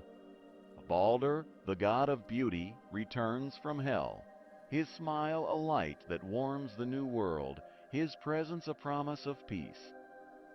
Hodder, his brother, stands beside him, their enmity forgotten, their hands clasped in a bond that will not break.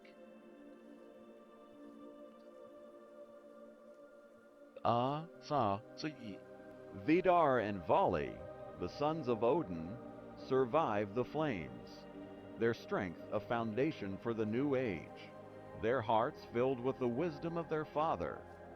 Thor's sons, Magni and Modi, inherit Mjolnir, its runes glowing with the light of a new dawn, its power a shield for the world that is rough. And so, the cycle begins anew, the world reborn from the ashes of the old, its beauty a testament to the resilience of life, its light a promise that even the darkest of times cannot extinguish hope. Odin's wife, Frigg, the queen of Asgard, presides over her own hall, Fensalir, a place of calm and beauty, its walls draped with tapestries woven from the clouds of the sky, their threads shimmering with the colors of dawn, their patterns a reflection of the fates.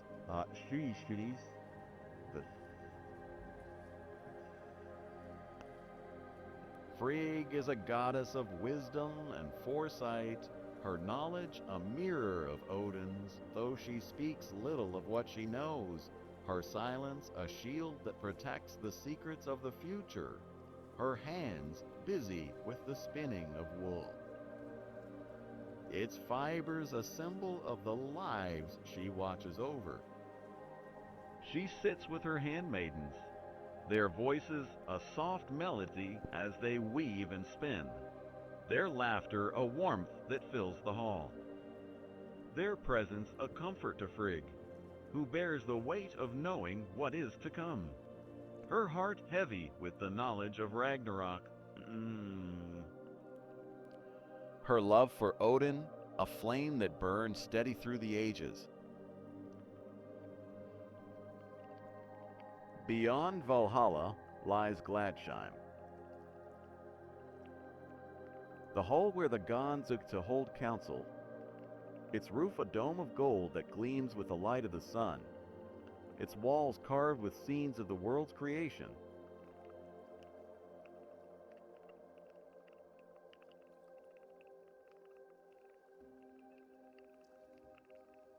Here, Odin leads the discussions, his voice a steady rhythm that guides the others, his mind a labyrinth of strategies and prophecies, his words a bridge between the present and the future. Thor is often at his side, his hammer a Mjolnir resting on the table before him, its runes glowing with a light that speaks of the storms he commands, his laughter a thunderclap that fills the hall, his presence a reminder of the strength that protects Asgard from its enemies.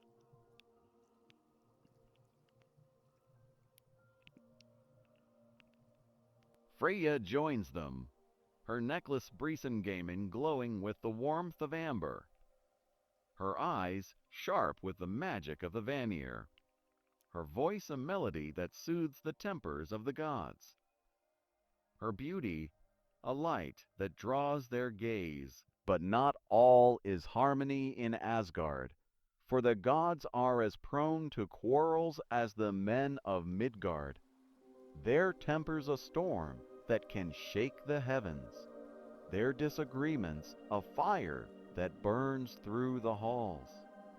One such tale begins on a morning when the gods gathered in Gladsheim to discuss the protection of Asgard's walls, which had been damaged in a skirmish with the giants of Jotunheim, their stones cracked and crumbling, their strength a shadow of what it once was.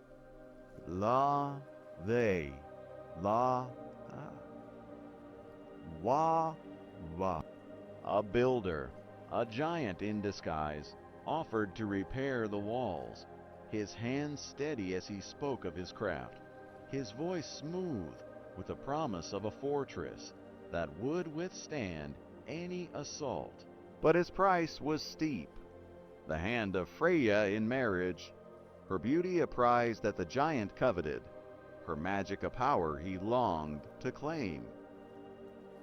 The gods balked at the demand, their voices rising in protest, their hands gripping their weapons, their hearts filled with the fire of defiance.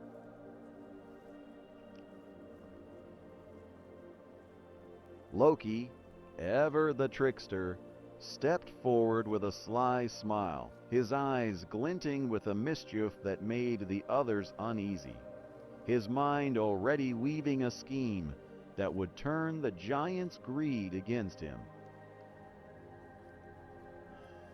"Accept his offer," Loki urged, his voice a whisper that carried the weight of a storm, his words a thread that wove through the doubts of the gods. But set a condition: let him complete the work in a single winter, with no help but his horse, a beast as strong as the mountains, its hooves a rhythm that could shake the earth. He will fail, and we will keep both Freya and the walls. The gods agreed, their trust in Loki.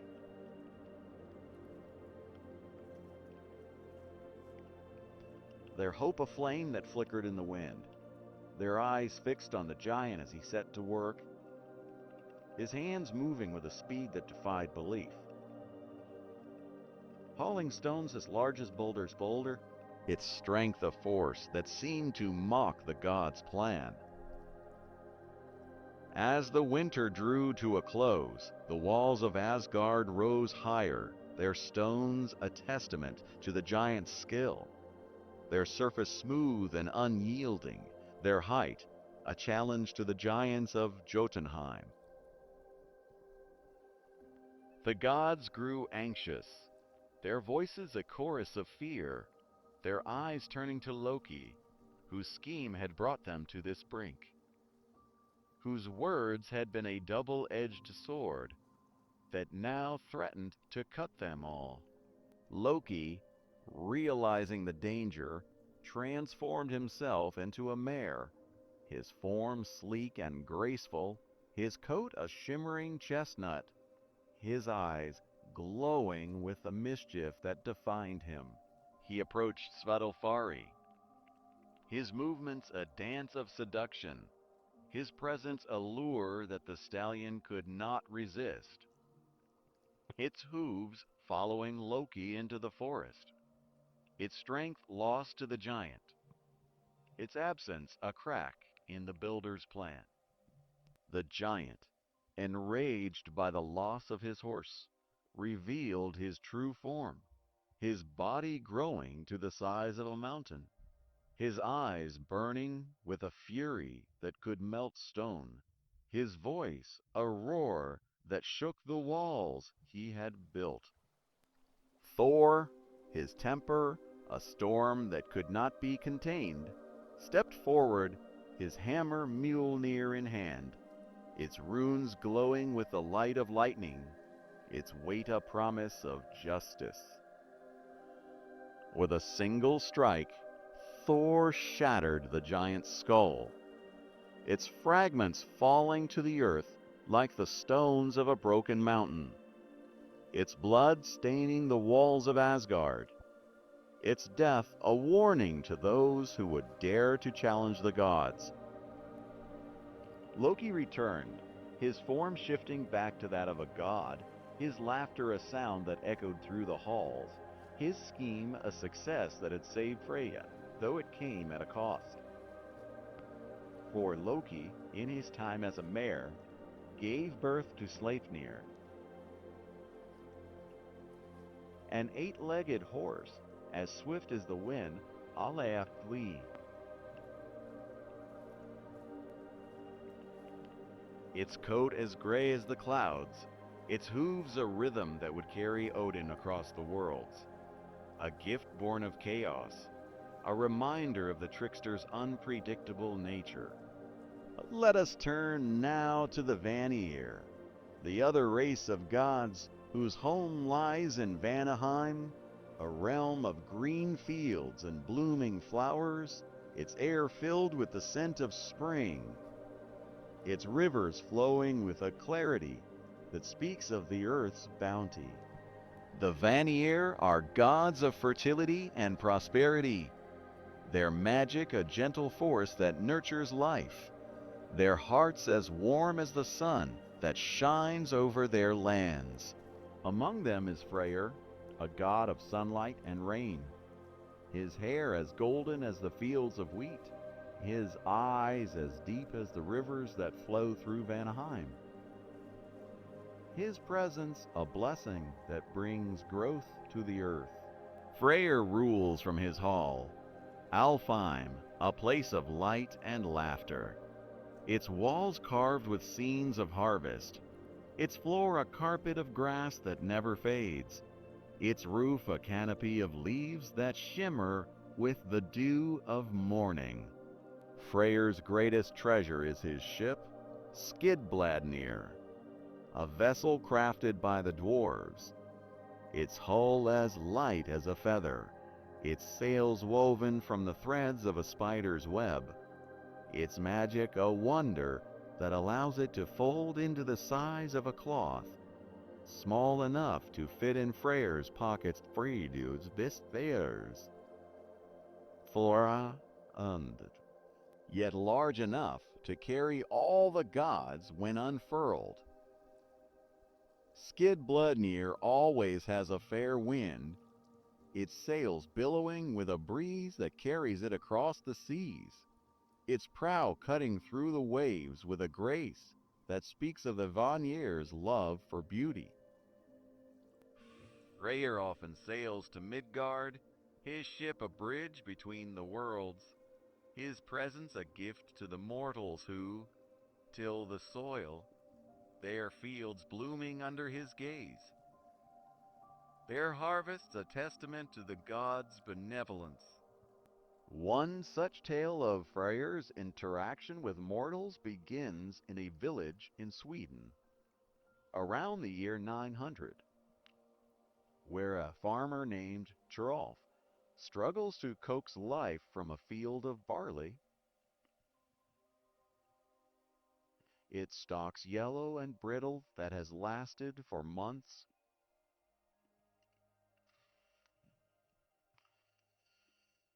Its failure, a weight that presses on Hrolf's heart. For his family depends on this harvest, their bellies empty, their hopes fading with each passing day.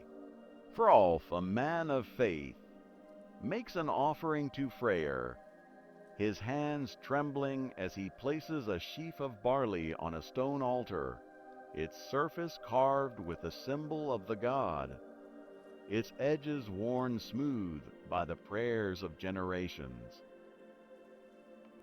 The contest lasted through the night, their words a tapestry that wove together the mortal and the divine, their minds a bridge that spanned the worlds, their laughter a bond that marked the beginning of a friendship. Odin, pleased with Sigurd's wisdom, revealed his true form, his cloak falling away to show the golden armor of the All-Father, his one eye glowing with the light of the runes, his presence a storm that filled the village with awe. He gifted Sigurd a set of runes, their shapes carved into stones of obsidian, their power a tool that would guide the young man through the years to come, their magic a bridge between the mortal and the divine.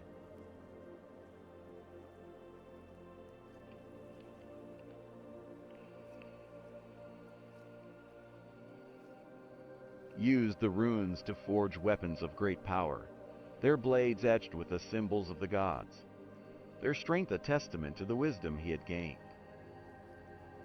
their legacy a story that the skalds would sing, Odin Sharshan Walden Shvad.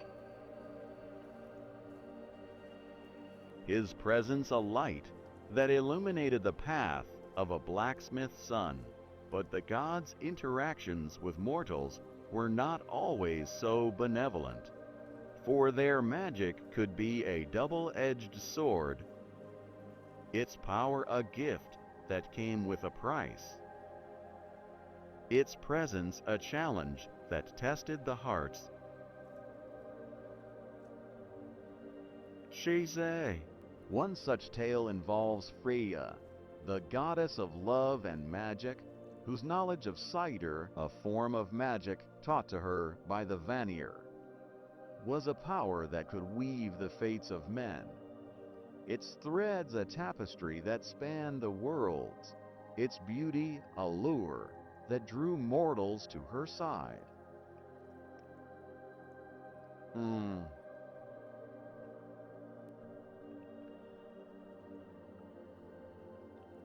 Navia around the year 920, a young woman named Astrid.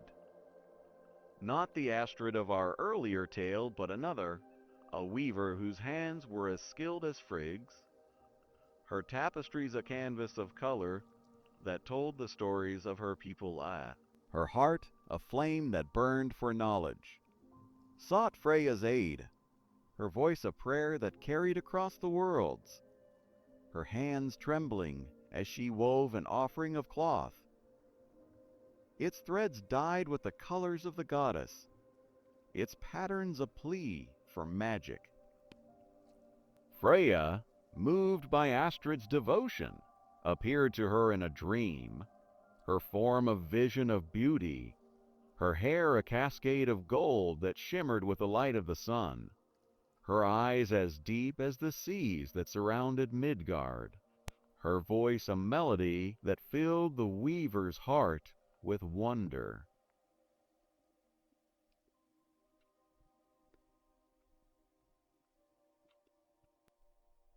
I will teach you the art of satyr, Freyja said. Her words a promise that glowed with the warmth of her magic. Her hands reaching out to touch Astrid's, their fingers a bridge that carried the knowledge of the gods. Astrid learned to weave spells with her voice, her chants a thread that wove the fates of those around her. Her magic a power that could heal the sick, call the winds, and see the future. Its beauty a gift that made her a Verlver, a seeress. Her name was Bedtime. But the magic of satyr came with a price, for its power drew the attention of the spirits that dwell in the shadows. Their forms a darkness that lingered at the edges of the world. Their whispers a temptation that could lead to madness.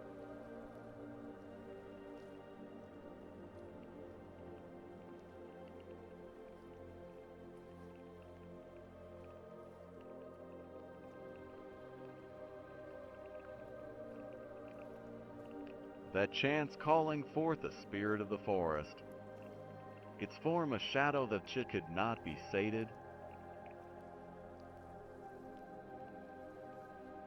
its presence a threat that tested her resolve. The spirit demanded a price for the magic Astrid had used, its voice a growl that shook the earth, its words a demand for her firstborn child, a sacrifice that would bind her to the shadows. Astrid, her heart breaking with the weight of the choice, sought Freya's aid once more. Her voice a cry that carried across the worlds, her hands weaving a tapestry of sorrow, its threads a plea for salvation. Freyja, her love for Astrid, a flame that could not be extinguished, descended to Midgard, her chariot drawn by cats as sleek as shadows, their fur a warmth that soothed the weaver's heart, their presence a shield against the darkness. Freyja confronted the spirit, her magic a storm that drove it back to the shadows, her voice a chant that sealed the rift between the worlds, her power a light that saved Astrid from the price of her ambition. But Freyja left Astrid with a warning, her words a whisper that carried the weight of the divine, her eyes sharp with the knowledge of the dangers of magic. Use satyr with care, Freyja said, her voice a melody of caution, for its power is a thread that can bind as easily as it can free, its beauty a lure that can lead to ruin. And so, the gods of Asgard and Vanaheim lived their days, their halls filled with the light of their magic, their interactions with mortals a tapestry that wove together the divine and the human, their stories a song that echoed through the ages. Odin's gift of runes brought wisdom to the men of Midgard, their shapes a key to the mysteries of the world, their power a bridge that spanned the realms. Freyr's blessings brought life to the fields, his presence a warmth that nurtured the earth, his magic a gift that filled the hearts of men with hope. Freyja's teachings of satyr brought magic to the hands of mortals, its chants a thread that wove the fates of villages, its price a reminder of the balance that must be kept between the worlds. Let these tales of the gods linger in your mind, my dear wanderers. Let the light of Asgard and the warmth of Vanaheim guide you into a gentle rest. For the sagas of the north are a tapestry that spans the worlds, its threads a song that will carry us forward. Soon we will speak of the women of the Viking world, of the Virilvas and shield maidens, of the seeresses and warriors whose names burn bright in the annals of history. Their stories, a flame that will light our way through the darkness. My dear wanderers, we have lingered in the golden halls of Asgard, where the gods wove their magic and mischief, their lives a tapestry that stretched across the 9 worlds, their interactions with mortals a thread that bound the divine to the human. But now we return to Midgard, to the fjords and forests of the Viking lands, where the women of the north held a power as fierce as the storms that swept their shores, as deep as the roots of Yggdrasil itself. Tonight, we will speak of the women who shaped the world of the Vikings, those who wove the fates as Virvas, those who chose the slain as Valkyries, and those who fought as shield maidens. Their names a flame that burns bright in the sagas and histories of the North.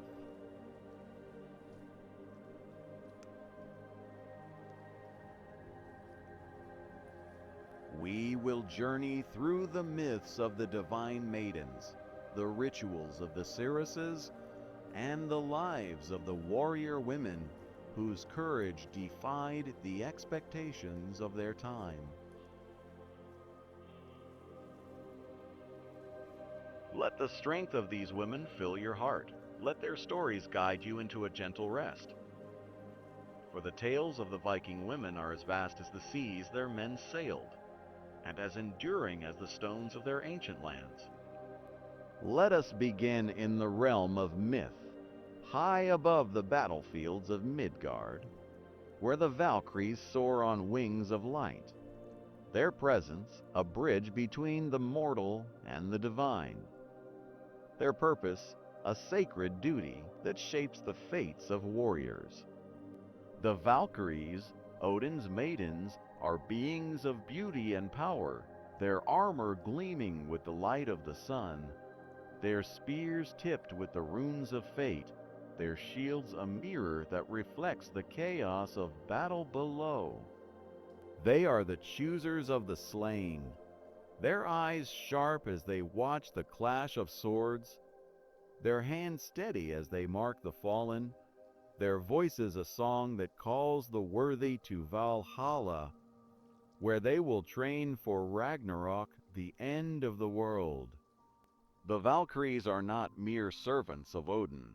They are warriors in their own right. Their names: Gunnar, meaning battle; Hildur, meaning combat; Skurgol, meaning shaker. A testament to their ferocity, their spirits aflame that burns through the darkness of war.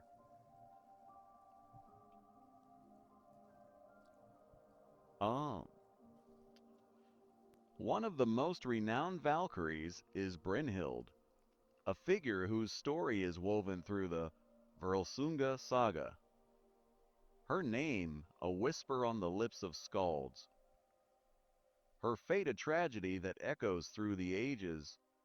Brynhild was once a mortal woman, a princess of great beauty, her hair a cascade of gold that shimmered like the sun, her eyes as deep as the fjords of her homeland, her heart as fierce as the warriors she would one day choose. Odin, struck by her valor, made her a Valkyrie, her mortal form transformed into that of a divine maiden, her wings a gift that carried her across the skies, her spear a tool that marked the fates of men. But Brynhild's heart remained her own, its fire a force that even the All-Father could not tame, its love a thread that would lead to her downfall. Brynhild's tale begins. When she defied Odin, her will a storm that clashed with the god's command. Her heart choosing a warrior to live when Odin had marked him to die. her spear a rebellion that struck at the heart of fate. Odin, his temper a thunderclap that shook the heavens, punished Brynhild for her defiance. His voice a decree that stripped her of her wings, her immortality cast aside, a body placed in a deep slumber, surrounded by a ring of fire.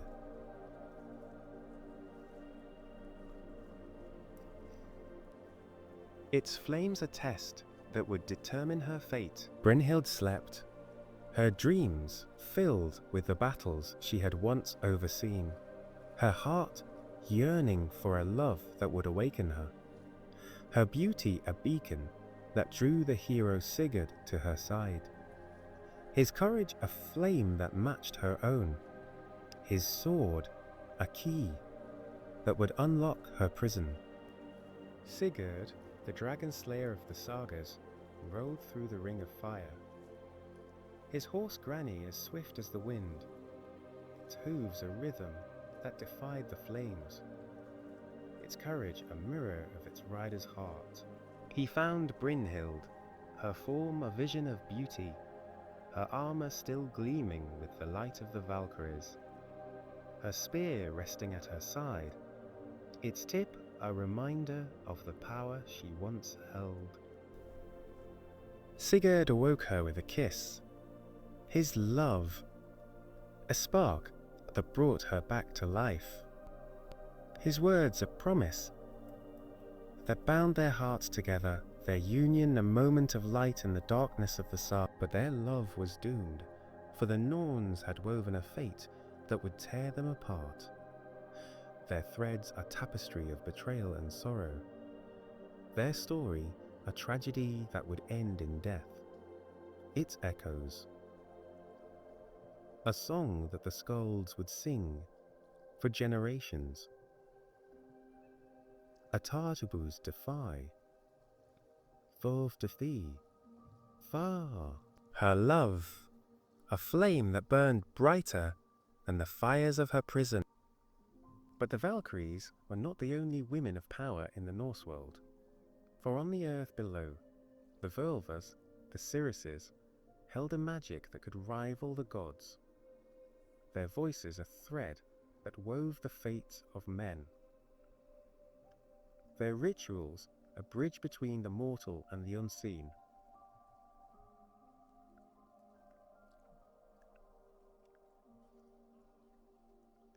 The Völvas were women of wisdom, their minds a labyrinth of prophecies, their hands skilled in the art of cider, the magic taught by Freyja, their presence a mystery that filled the villages of the north with awe. They were often called upon in times of crisis, their chants a song that summoned the spirits, their runes a tool that revealed the future, their words a guide that led their people through the darkness. One such Völva was Thorbjorg, known as the Little Völva, whose story is told in the saga of Eric the Red. Her name a whisper in the fjords of Greenland, her power a light that guided the settlers through the harsh winters of their new land.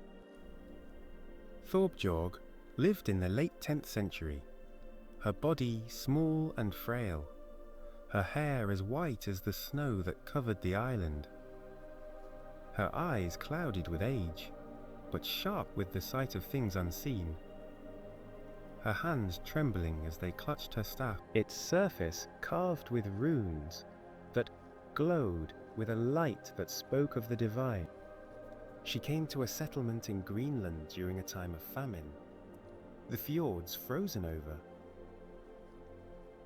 the fish trapped beneath a sheet of ice, the people's bellies empty, their hearts heavy with the fear of starvation, their voices a plea for Gorg to their longhouse.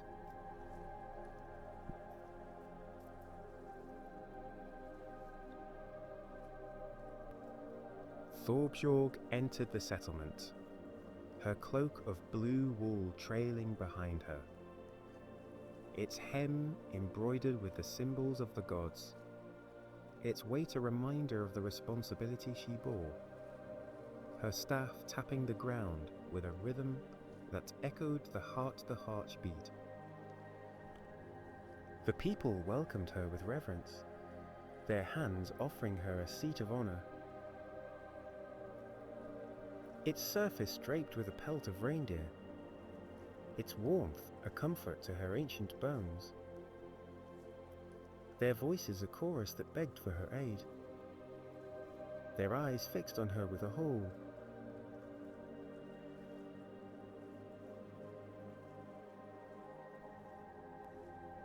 Thorbjorg prepared for her ritual, her hands arranging a platform of wood, its surface a stage for her magic, its height a bridge to the unseen,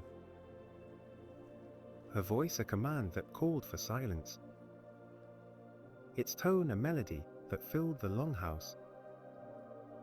She began her Seder, her chants a song that wove through the air, its words a language that few could understand, its rhythm a call that summoned the spirits, its power a thread that wove the fates of the settlement. A young woman named Gudrid, her voice as clear as a spring river, joined Thorbjorg in the chant, her song a harmony that strengthened the magic, her presence a gift that pleased the spirits, her courage a light that shone through the darkness. Thorbjorg's eyes closed, her mind traveling to the realm of the unseen, her visions a tapestry of the future, her words a prophecy that spoke of the end of the famine, of a spring that would bring fish to the fjords, of a harvest that wove Bitsar. Howler's foes? Its promise, a bomb that soothed their fears, its light a hope that warmed their heart. Thorbjorg's prophecy came true. The ice melting with the first thaw, the fords teeming with fish, the settlement's stores filled with the bounty of the sea, the people's gratitude a song that echoed through the years, their voices a testament to the power of the Volve, their lives a thread that wove through the history of Greece. Thorbjorg, her work done, left the settlement, her staff a steady guide, her cloak a shield against the cold, her heart filled with the knowledge that she had fulfilled her purpose, her name a light that would burn bright in the Sagas, a tale as to door, Voyages the verse. Her legacy, a whisper that carried across the ages. But the women of the Viking world were not only figures of myth and magic. They were also warriors, their shields a wall that protected their homes, their swords a fire that struck at the hearts of their enemies, their courage a flame that defied the expectations of their time. An album froze.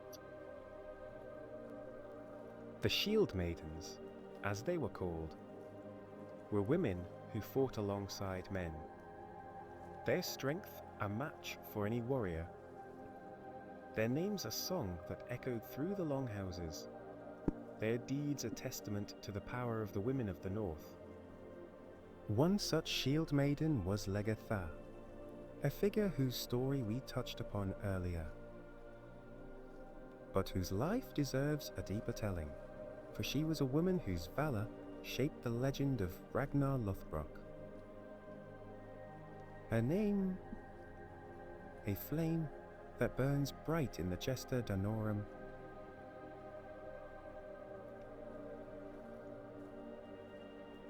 Her legacy, a thread that wove through the history of the Danes. Lagertha was born in Norway around the late 8th century. Her hair a cascade of gold that shimmered in the sun, her eyes as sharp as the edge of a blade, her heart as fierce as the storms that swept the fjords, her hands sword-hued. Their movements a dance that spoke of a warrior's spirit. She was the daughter of a chieftain. Her childhood filled with the songs of the skalds, their tales of heroes of fire that warmed her dreams, their words a call that drew her to the battlefield, her destiny a path that would lead her to great.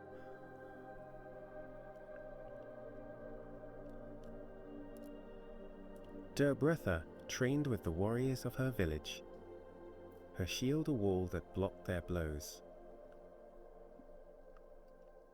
With equal force, her laughter a sound that filled the training grounds with joy, her presence a challenge to Fieldasa, their respect a bond that made her one of their own. Lagertha's legend began when her village was attacked by a rival chieftain. His men descending on the fjord like a storm from the north, their axes flashing in the sunlight, their voices a roar that drowned out the cries of the their intent a fire that sought to burn the village to the ground. Lagertha, her heart pounding with the thrill of battle, took up her shield. Its weight a comfort in her hands, her sword a extension of her will, its blade a promise of retribution.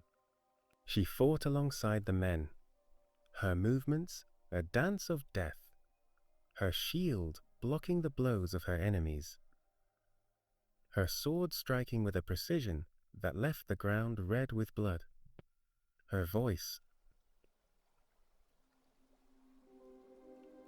a flame that drove the invaders back to the sea.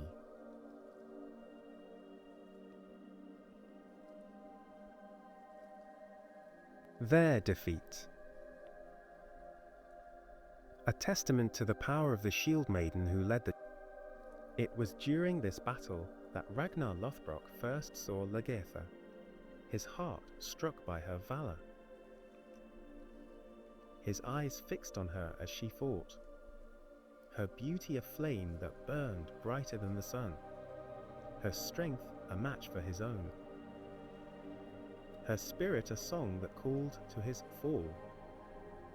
Ragnar, a warrior whose name was already whispered in the halls of the Danes, sought Lagertha's hand, his words a promise of love, his heart a storm that could not be tamed, his dreams filled with a future where they would fight side by side. Their union, a force that would shake the lands of the north. Lagertha agreed. Her love for Ragnar a fire that burned as fiercely as her warrior's spirit, her hands joining his in a bond that would shape their destinies. Their marriage a moment of light in the darkness of the Sagas. Together, Ragnar and Lagertha led raids across the seas, their long ships cutting through the waves like the wings of a dragon, their prows carved with the heads of serpents, their sails billowing with the wind that carried them to distant shores. They raided the lands of the Franks, their ships descending on the monasteries.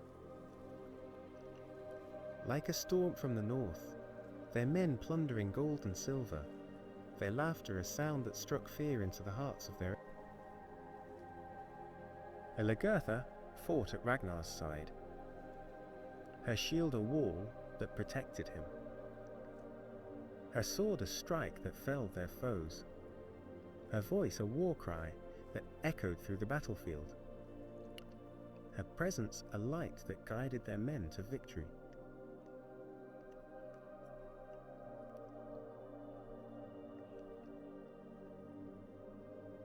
Their names a rallying cry for those who followed them. But Lagertha's story did not end with Ragnar, for their love, like so many in the sagas, was touched by the hand of fate. Its threads, a tapestry of joy and sorrow. Its end, a moment of parting that levered Orthor.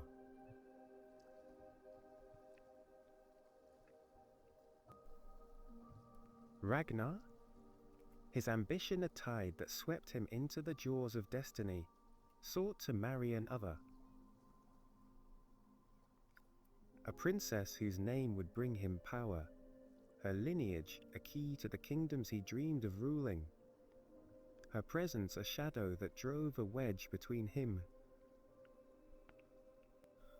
Lagertha, her pride a flame that could not be extinguished. Left Ragnar, her heart heavy with the weight of betrayal, her hands taking up her shield once more.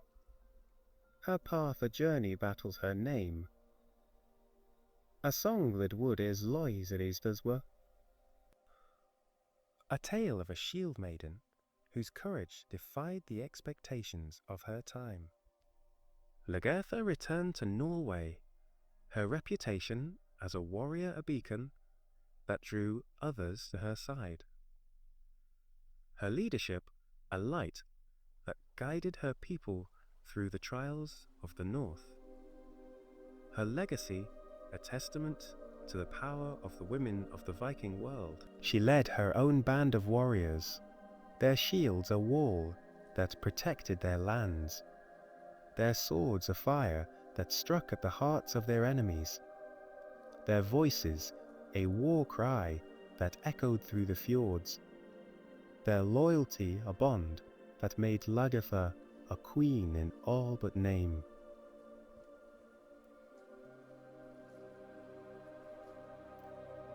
She's far.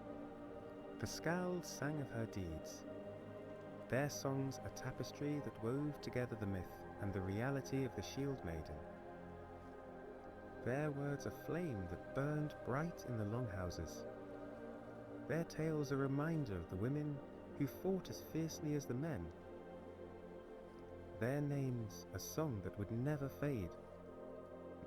But Lagertha was not the only woman of the Viking world whose deeds shaped history, for the women of the North held power in many forms, their hands weaving the threads of their communities, their voices a guide that led their people through the dark, their hearts a flame that burned with the strength of the god. In the village of Birka, a trading hub in Sweden around the year 950, a woman named Estrid held the keys to her family's wealth, her hands managing the trade of furs and amber, her mind sharp with the knowledge of the men.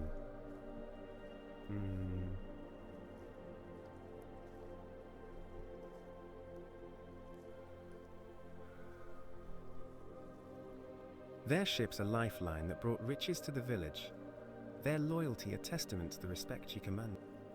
Estrid was a widow, her husband lost to the sea, his ship swallowed by a storm that seemed to carry the wrath of Thor, his absence a weight that pressed on her heart, her strength a flame that kept her family together. Her hands fires a tube high, her mind a labyrinth of strategies that ensured their survival. She oversaw the crafting of jewelry, her hands guiding the smiths as they forged brooches of silver, their surfaces etched with the symbols of the gods, their beauty a treasure that drew merchants from across the seas, their value a coin that filled her coffers.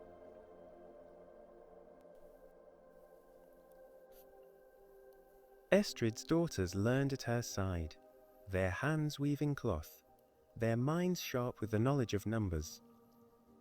Their voices a song that carried on their mother's legacy, their presence a reminder of the power of the women who held the Viking world together. Their names a thread that wove through the history of Burka, a tale of a family whose strength defied the storms of the north. And so, my dear wanderers, we have walked with the Valkyries through the skies of battle, sat with the Vulvas in their rituals of Seda,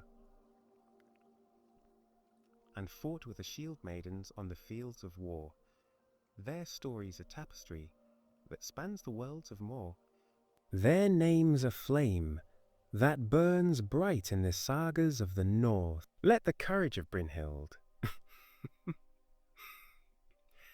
the wisdom of Thorbjorg, the valor of Lagertha, and the strength of Estrid linger in your dreams. Let their tales guide you into a gentle rest, for soon we will speak of the rituals and magic of the Vikings, of the sacrifices and chants that Doriwos de Vils Verdelv.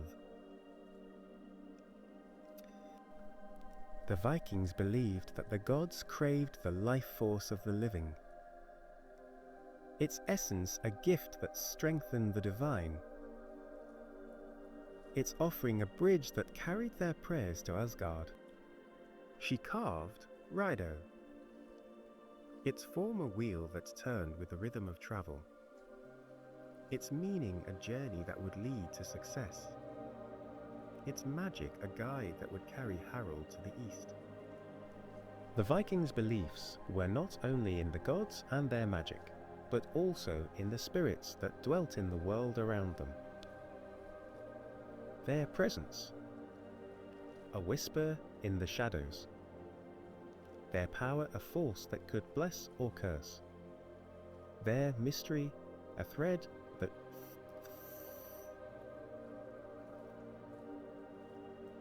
worldly species stole. The Landvitir, the spirits of the land, were guardians of the earth, their forms a reflection of the landscapes they protected, stones that moved with the slowness of a glacier, trees that whispered with the voice of the wind, rivers that sang with the laughter, their eyes a light that watched over the villages, their hands a shield that guarded the people from harm. The Vikings honored the Landvitir with offerings of milk and bread, their gifts a token of respect, their prey the bond that tied them to the earth.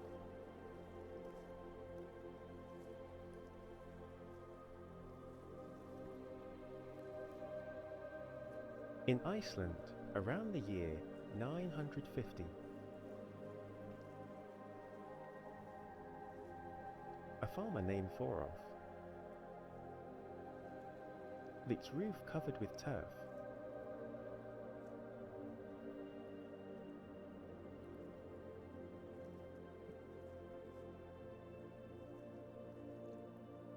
its profit, farming. Before he moved in, Thorolf made an offering to the Landvitir, his hands placing a bowl of milk on a stone by the river, its surface a mirror that reflected the sky, its sweetness a gift to the spirits, its warmth a plea for their blessing.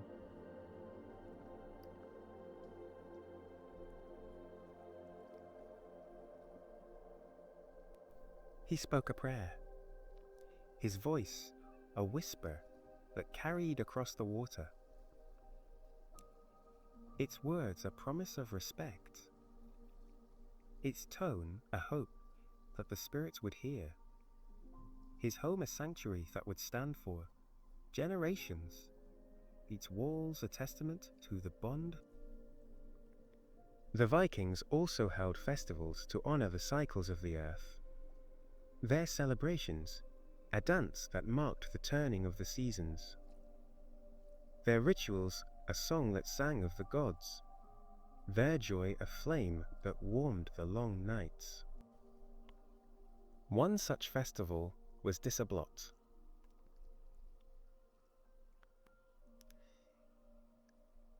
A celebration held in late winter, the female spirits of fate and fertility. Their presence a blessing that ensured the prosperity of the lives of the people. In a village in Sweden, around the year 910, the people gathered for Dissablot, their longhouse filled with the scent of roasted meat, their tables laden with bread and mead, their voices a chorus that sang of the Disir, their hands raised at his spirit, their joy a light that shone through the darkness of the season. The festival began with a feast, the people sharing a meal of pork and barley, its flavors a comfort in the cold, its warmth a reminder of the spring that would come, its bounty a gift that honored the Disir, their blessings of the Voyages.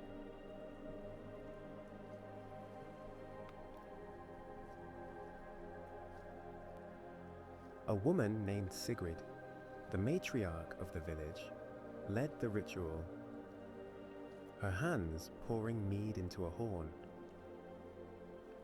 its surface carved with the runes of fertility, its golden liquid, a gift to the spirits.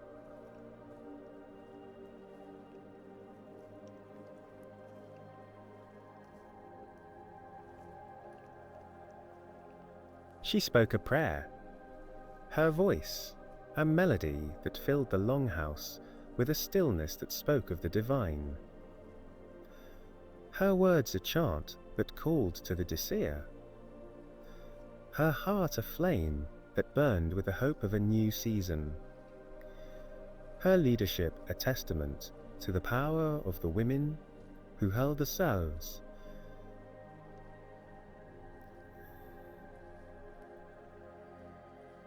The Vikings' beliefs extended beyond the earth to the afterlife. Their understanding of death a tapestry that wove together the mortal and the divine, their rituals a bridge that carried the dead to the realms beyond.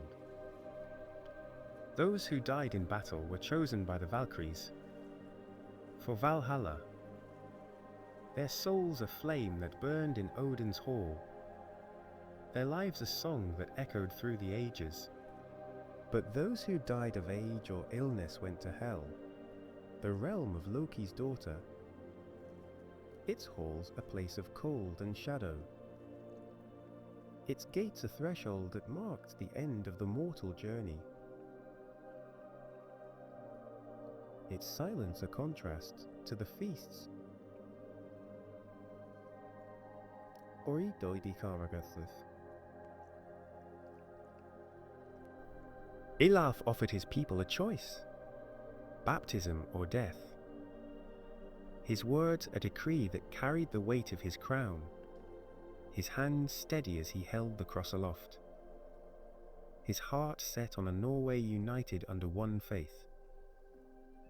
His legacy, a tapestry that wove together the old and the new, or the youth oath. In a village near Trondheim, around the year 997, Olaf held a great assembly. Its purpose, a conversion of the people. Its air thick with the tension of change. Its voices a chorus that sang of both defiance.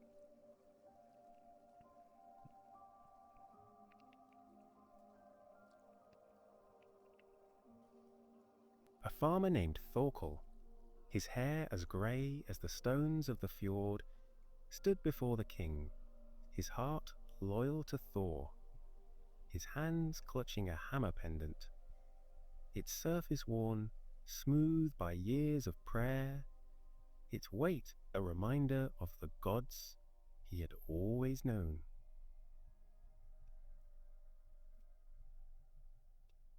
the the Olaf spoke of Christ. His voice a melody that carried the promise of salvation. His words a story of a God who died for men. His presence a challenge that Thorkel could not ignore. Thorkel, his heart torn between the old and the new, accepted baptism, his hands trembling as the water touched his forehead, his soul a bridge that spanned the divide between the faiths, his life a testament to the change that swept through the Viking world. War. But not all accepted the new faith willingly. For the gods of Asgard were a flame that burned bright in the hearts of the Vikings. Their rituals a thread that wove through their lives, their defiance a storm that raged against the tide of Christianity.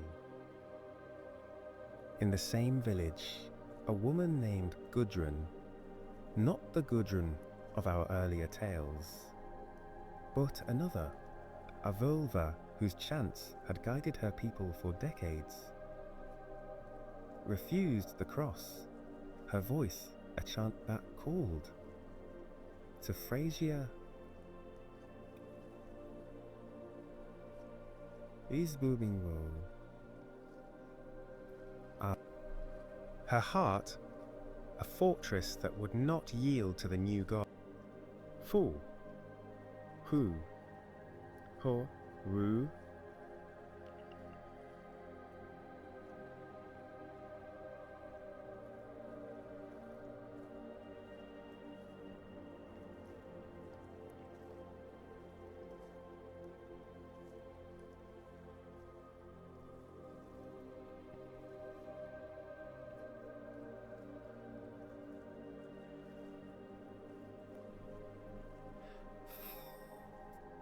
The Vikings' interactions with other cultures were a dance of trade, conflict and change.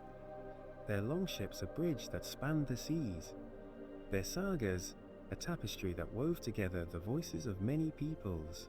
From the markets of Bulgar, where Olaf traded with Olmad ibn Fadlan, to the hills of Ireland, where Thorgest and Olaf the White clashed with the Celts, to the fjords of Norway, where Olaf Tryggvason brought the cross to a people of the hammer. The Vikings left their mark on the world, though fopped to the fore. Severoru, their legacy, a flame that burns through the ages. Let us carry these stories forward as we approach the end of our journey, where we will speak of the Vikings' lasting impact, their echoes in the modern world, a song that whispers of the North.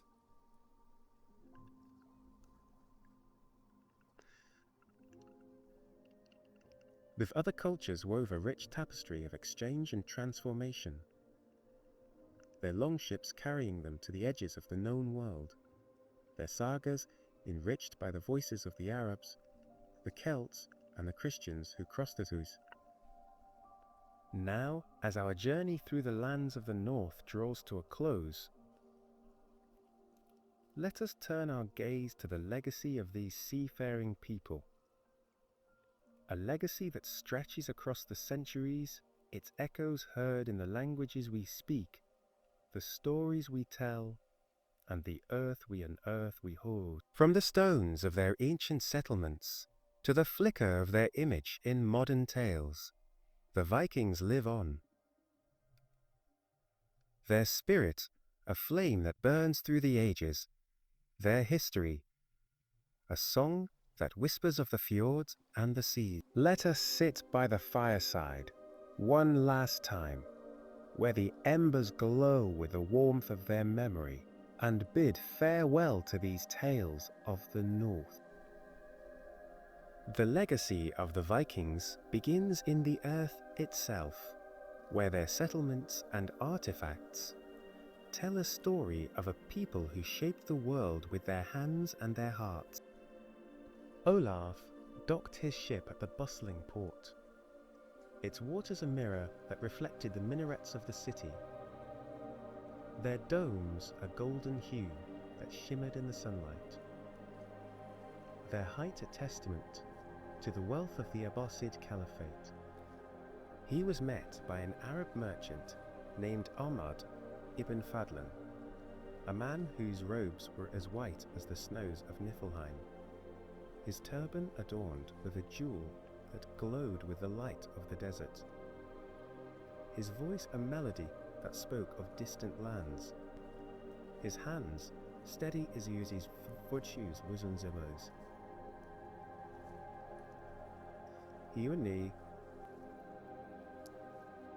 Their touch a ritual that sealed the bond of trade. Ahmad was a scholar as well as a trader, his quill a tool that recorded the customs of the peoples he met. His words a bridge that carried the stories of the Vikings to the courts of Baghdad. His account a treasure that would survive the ages.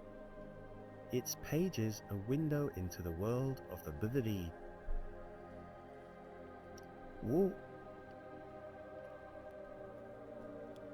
Olaf and Ahmad bartered in the market.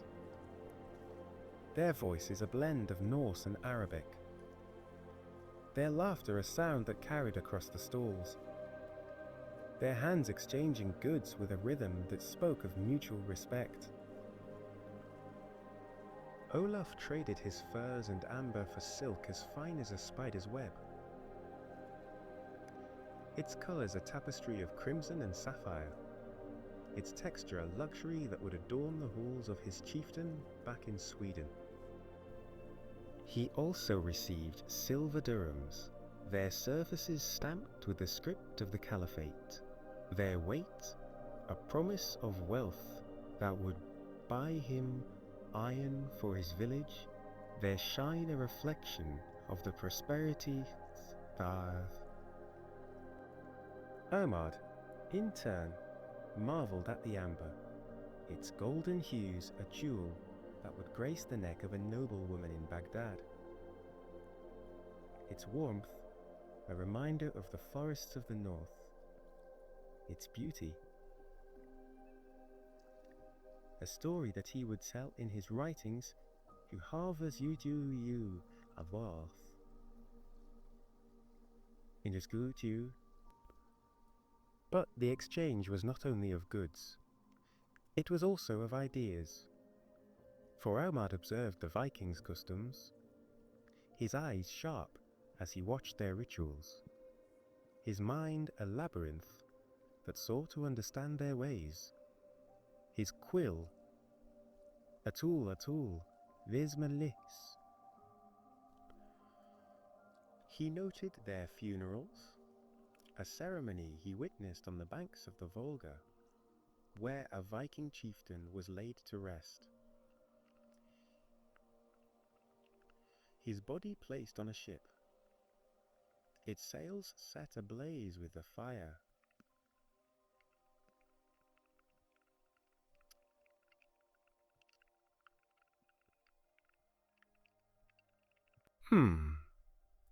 Its flames a dance that illuminated the river, its smoke a prayer that rose to the heaven. Ahmad wrote of the Vikings' bravery.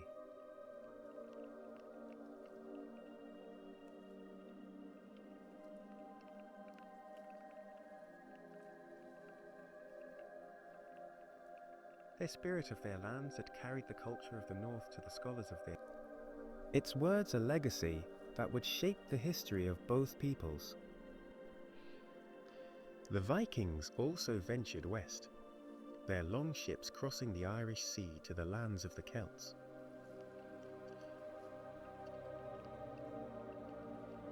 Where the green hills of Ireland rose like the waves of the frozen sea, their slopes a canvas of ancient gods. In the year 841, a Viking named Thorgist established a long fort a fortified ship camp. At the mouth of the river Liffey, its waters a gateway to the heart of Ireland, its banks a foundation for the city that was thou.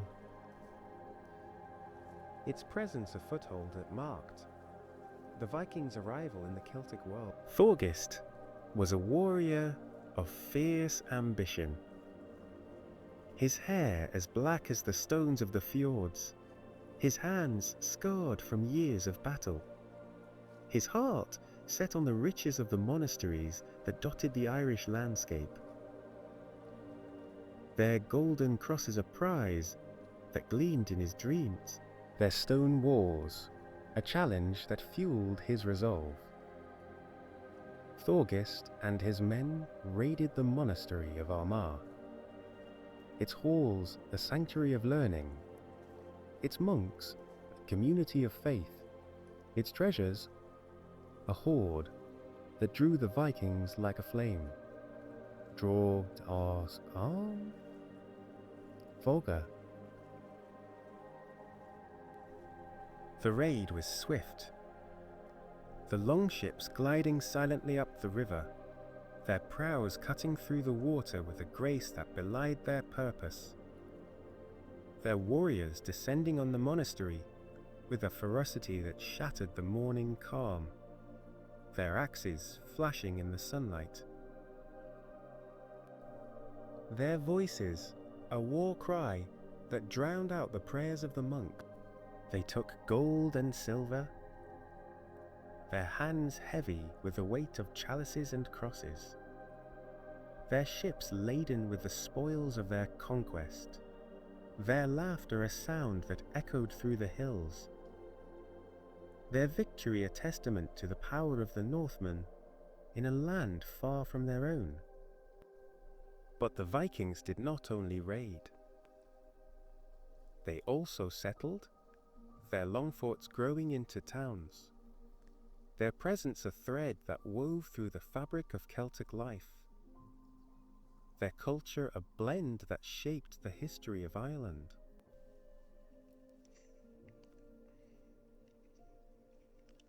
The Vikings intermingled with the Irish, their marriages a bond that tied the two peoples together, their children a generation that spoke both Norse and Gaelic, their lives a dance of the North with the songs of the Celts. The Vikings brought their shipbuilding skills, their longships a marvel that the Irish learned to craft, their keels a design that sailed the rivers with a speed that rivaled the wind, their prows a symbol of the union between the two cultures. The Irish, in turn, shared their art, their intricate knotwork, a pattern that adorned the jewelry of the Vikings, their crosses a motif that blended with the runes of the north, their beauty a testament to the creativity that two were. The Vikings' interactions with the Celts were not always peaceful, for the clash of cultures brought conflict as well as cooperation. Their differences, a storm that raged through the hills of Ireland. In the year 853, a Viking named Olaf the White, not the Olaf of our earlier tale, but another, a man whose ambition was as vast as the sea, fought to control Dublin, his heart set. With the blood of those who opposed him.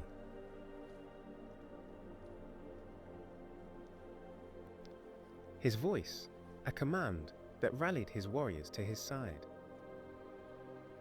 Olaf clashed with the Irish kings, their armies a wall of spears that met the Vikings on the battlefield. Their war cries a song that echoed through the valleys. Their courage, a flame that burned through the chaos of war.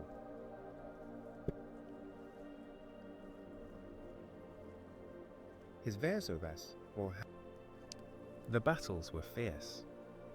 the ground red with the blood of both peoples, the air thick with the smoke of burning villages.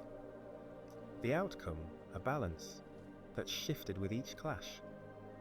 The history of Dublin, a tapestry woven with the threads of conflict and compromise. But perhaps the most profound interaction the Vikings had with another culture was their encounter with Christianity, a faith that crept into their lands like a river finding its course, its teachings a challenge to the gods of Asgard, its presence a tide that would reshape.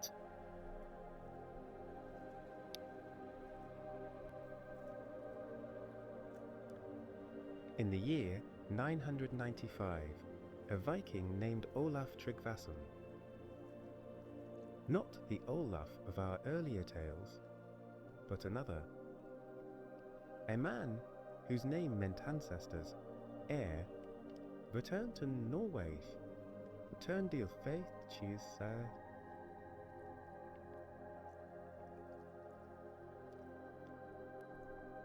his mind a labyrinth that sought the truth of this new faith, his hands baptized in the waters of a foreign river, his soul a flame that burned with the light of the cross. Olaf Tryggvason became a king of Norway, his crown a symbol of his power, his faith a sword that he wielded to convert his people, his voice a command that echoed through the fjords, his mission a storm that swept through the north. He built churches of wood, their staves carved with the dragons of the old faith, their crosses a symbol of the new, their walls a bridge that spanned the divide between the gods of Asgard and the god of the Christians. The gods brought Gleipnir to Fenrir, their voices a chorus of false promises, their hands trembling as they draped the ribbon around his massive form. Its touch as light as a feather, its purpose a secret that the wolf sensed enough. Fenrir, his instincts sharp with the cunning of the wild, demanded a test of trust. His growl, a challenge that filled the air with tension, his eyes fixed on the gods, their fear a scent that he could taste. He insisted that one of them place their hand in his jaws, a pledge of their honesty. A price for his submission, a gamble that would test their courage. Tyr, the god of war, stepped forward, his heart steady with the bravery that defined him, his hand a sacrifice that he offered without hesitation, its loss a mark of his honor, its absence a reminder of the cost of fate. Fenrir allowed the gods to bind him, the ribbon tightening around his limbs. Its magic a force that held him fast, its strength a chain that not even the great wolf could break. But as the gods celebrated, Fenrir closed his jaws, Tyr's hand severed in a single bite.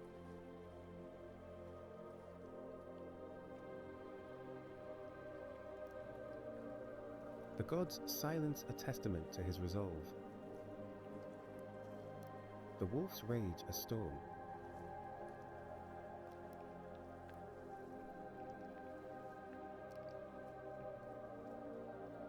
His jaws a vengeance that the gods could not escape.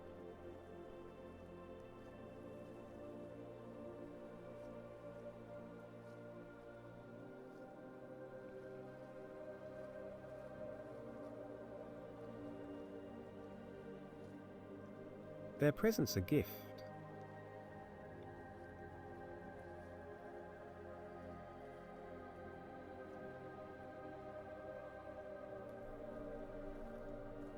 Among these is Sleipnir, the eight-legged horse of Odin, a steed born of Loki's trickery, his coat as grey as the clouds of a storm, his hooves a rhythm that echoed the heartbeat of the cosmos, his speed a wind that could the fjords are, his strength a force that bore the All-Father through the 9 worlds. Sleipnir origin is a tale of chaos, a story we touched upon earlier.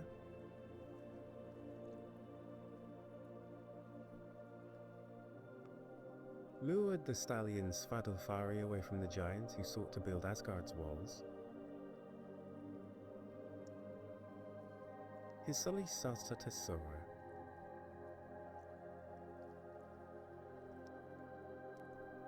Its legs a marvel that defied the laws of nature, its beauty a testament to the magic of the trickster.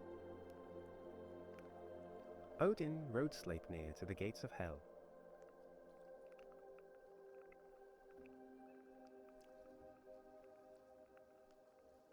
The horse's hooves a thunder that shook the underworld.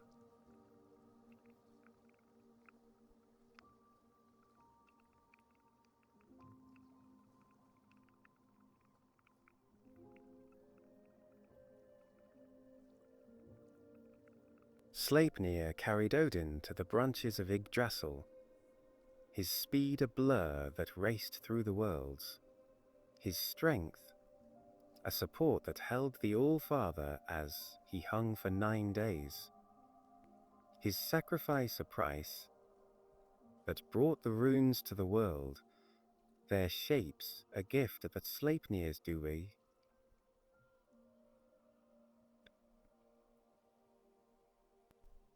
Their power a legacy that the horse's loyalty helped to form. Sleipnir was more than a mount.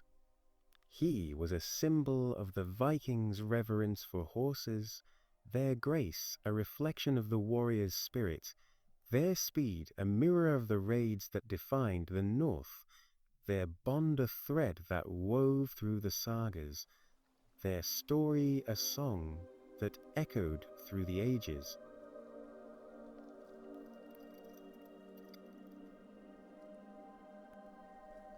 The Vikings also held a deep connection to the birds of the sky, their wings a symbol of the divine, their voices a whisper of the gods, their flight a bridge between the earth and the heavens.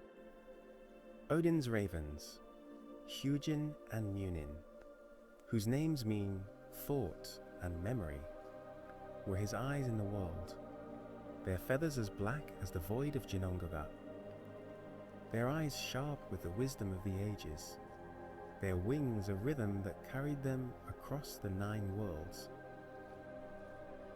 Their return a ritual that brought knowledge to the All-Father. Each morning, Hugin and Munin flew from Odin's shoulders, their path a journey that spanned the realms, their gaze a lens that saw the deeds of men and gods. Their voice is a whisper that filled Odin's ears with secrets, their loyalty a flame that darkness, their presence a reminder of the power of knowledge, its weight a burden that Odin bore with pride. In a village in Sweden, around the year 880, a farmer named Bjorn, not the Bjorn of our earlier tales, but another, a man whose hands were as skilled with a plough as a warrior's with a sword, watched a pair of ravens, the chief Ra, their cause, a sound that filled the air with a chill, their presence a sign that he believed came from Odin himself. Bjorn had been struggling with a drought, his barley yellow and brittle, its roots choked by the dry earth, its failure a weight that pressed on his heart, his family's survival a hope that flickered in the wind. The ravens landed on a stone in his field, their eyes fixed on him, their heads tilted.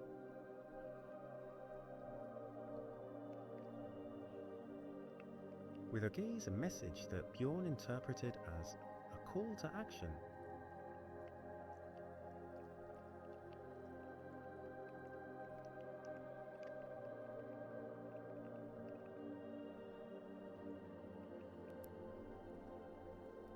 Its water's a gift that saved his crops. Its flow a testament to the raven's wisdom.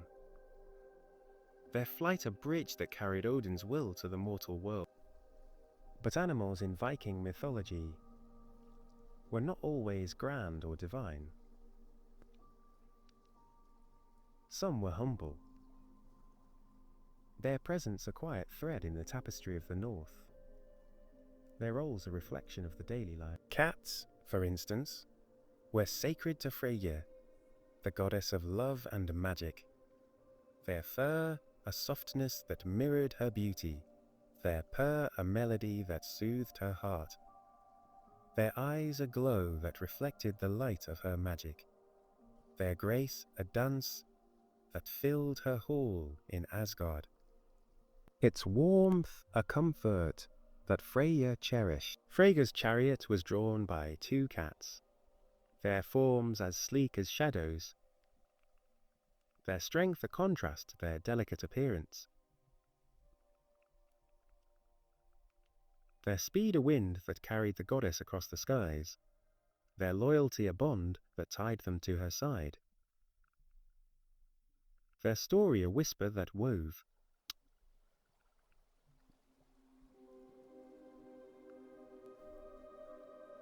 Their presence a symbol of the domestic life that the Vikings held dear. In a longhouse in Norway, around the year 910, a woman named Astrid, not the Astrid of our earlier tales, but another, a weaver whose hands were as skilled as Frigg's, kept a grey cat named Skuggi, its name meaning shadow.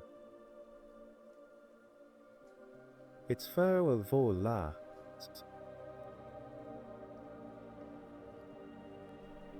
Its eyes as green as the forests that surrounded the village. Its purr a comfort in the long winters. Its warmth a gift that shared her heart. Skuggi was more than a pet. He was a guardian, his claws a defense against the rats that threatened Astrid's stores of grain. His presence a shield that protected her family's survival, his loyalty a thread that wove through their lives. Its meaning hilaire, those. A blessing that Astrid felt in her heart. Skuggi's descendants would fill the longhouses of the north. Their lineage, a legacy that the Vikings carried to Iceland and beyond. Their role, a testament to the practical magic of the animals that shared their world through the sagas. In the daily life of the Vikings, animals were indispensable, their labor a foundation for survival, their strength a partner in the harsh landscapes of the north. Horses were not only the stuff of myth, like Sleipnir, but also vital to the farms and battlefields of Midgard, their hooves a rhythm that ploughed the fields, their backs a support that carried warriors to war, their breath a warmth that Thar's role, their presence a bond that the Vikings cherished. In a village in Denmark, around the year 950, a farmer named Einar, not the Einar of our earlier tales, but another, a man whose hands were calloused from years of toil, relied on a mare named Vera.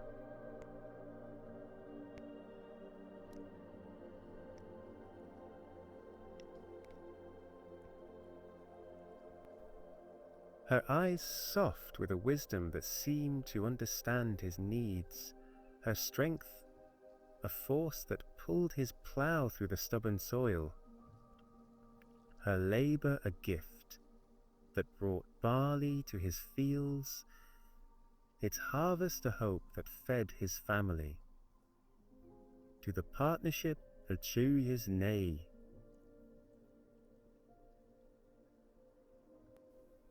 Their bond a thread that wove through the life of the North. Cattle, too, were a cornerstone of Viking life, their milk a nourishment that sustained the people, their hides a resource that clothed them, their meat a feast that filled their tables, their wofu the stostar. In the same village, Einar kept a small herd, their lowing a song that filled the mornings, their horns a curve that caught the light of the sun, their udders a source of milk that Astrid turned into cheese, its flavour a comfort in the long winters, its richness a gift that strengthened their children, its production a ritual that tied the family to the land, their herd a legacy that the Vikings passed down through generations, their story a whisper that wove through the history of the North, their role a testament to the animals that sustained their world. But the Vikings also faced the wild animals of their lands. Their encounters are danger and respect, their interactions a balance between survival and reverence. Wolves roamed the forests, their howls a sound that filled the nights with a chill, their eyes a glow that watched from the shadows, their packs a force that challenged the Vikings' dominion, their presence a reminder them that surrounded them. In a forest in Sweden, around the year 890, a hunter named Sigurd, not the Sigurd of our earlier tales, but another, a man whose bow was as steady as his heart, tracked a wolf that had taken one of Einar's calves. Its tracks, a trail that led through the snow, hus och far ju färdas över svär. Its danger, a shadow that Sigurd faced with courage, his arrow a strike that felled the beast, its pelt a trophy that warmed his longhouse, its death a victory that protected the village, its spirit a reminder of Fenrir, the great wolf of myth, its legacy a thread that wove through the lives of the Vikings, their respect a flame that burned for the wild creatures that shared their world. The animals of the Viking world, whether in myth or in life, were a tapestry of strength, loyalty and mystery, their roles a reflection of the Northmen's connection to the natural and the divine, their stories a song that echoed through the fjord, Fenrir's rage, Sleipnir's speed, Hugin and Munin's wisdom, Freyja's cats, and the horses and cattle of the farms were all threads in this tapestry. Their beauty a testament to the Vikings' reverence for the creatures that surrounded them. Their power than the Myrhs. Let us carry these stories forward as we turn to the artistry of the Vikings, where their hands shaped wood, metal, and thread into works of beauty and function.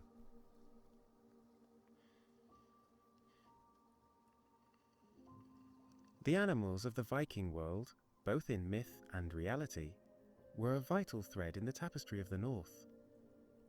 Their presence a bridge between the sacred and the everyday, their stories a reflection of the Vikings' deep connection to the natural. But the Vikings were not only shaped by the creatures around them, they were also creators, their hands skilled in the arts of wood, metal, and thread. Their craftsmanship a testament to a people who valued both beauty and function. The Vikings also saw stories in the constellations. Their shapes a canvas that told the tales of their gods and heroes. Their patterns a mythology that stretched across the sky. Their light a reflection of the cosmos that shaped.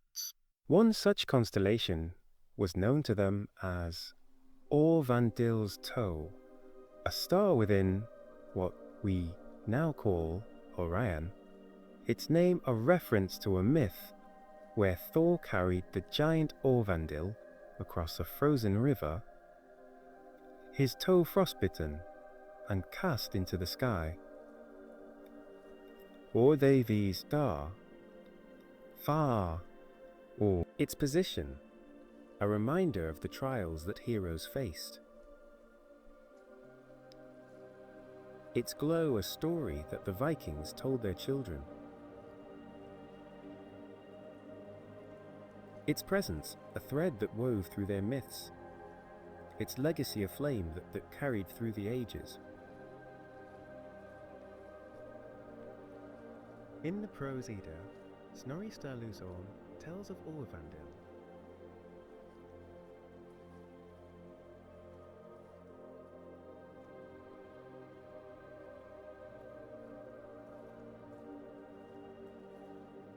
Its light a symbol of endurance.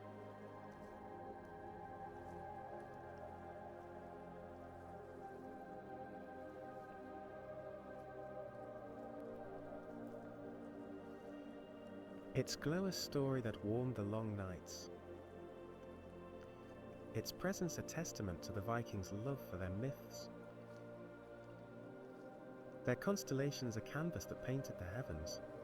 Their stories a song that echoed through the cosmos. The Vikings saw Thor's hammer, Mjolnir, in the shape of the Big Dipper, its form a curve that swung through the sky. Its stars a pattern that protected the world. Its light a blessing that Thor sent to his people. Its presence a shield that guarded the night. Thor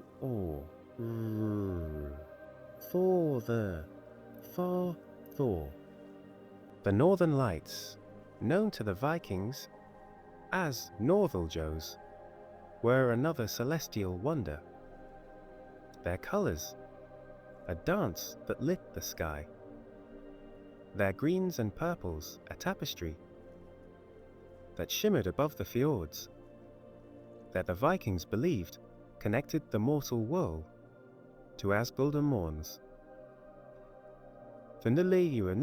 Number. Its light a path that the Valkyries rode to choose the slain. Its beauty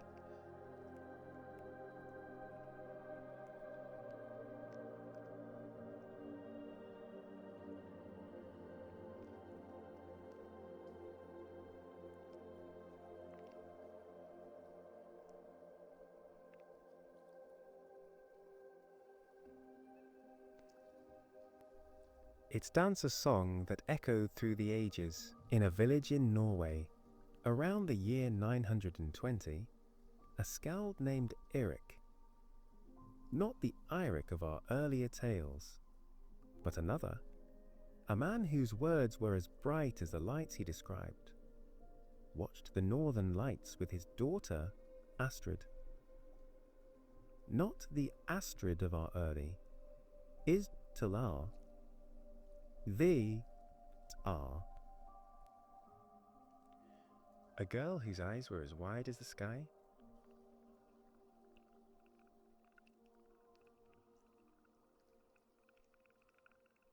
Their armor gleaming with the colors of the lights. Their spears a rhythm that danced with the aurora. Their story a comfort.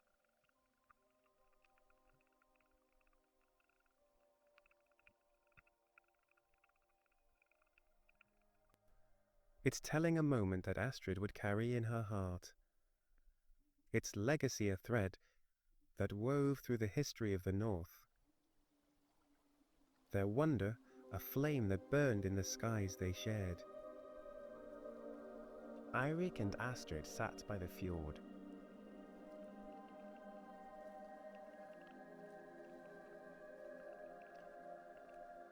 Their eyes fixed on the northern lights.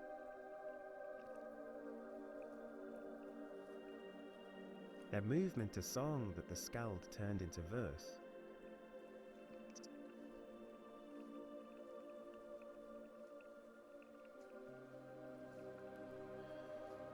Its rhythm, a lullaby that soothed Astrid into sleep. Its beauty a memory that the village would cherish. Its story a whisper that wove through the sagas. Its legacy a flame that burned in the hearts of those who watched the lights. Their wonderies a Valhalla voyages.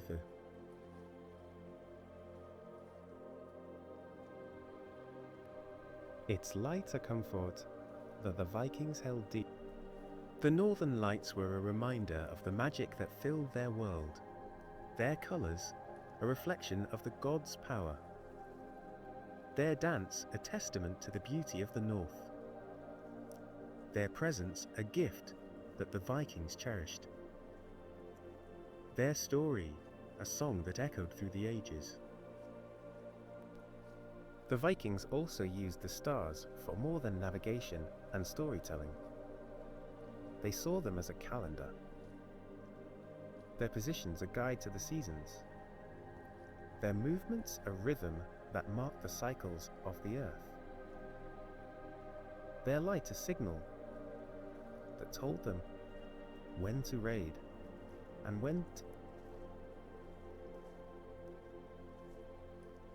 the rest. The star, known as Dags Jana, or the day star, what we now call Venus, was a marker of dawn and dusk, its light a herald of the sun, its position a signal that the day was near, its glow a reminder of the balance between light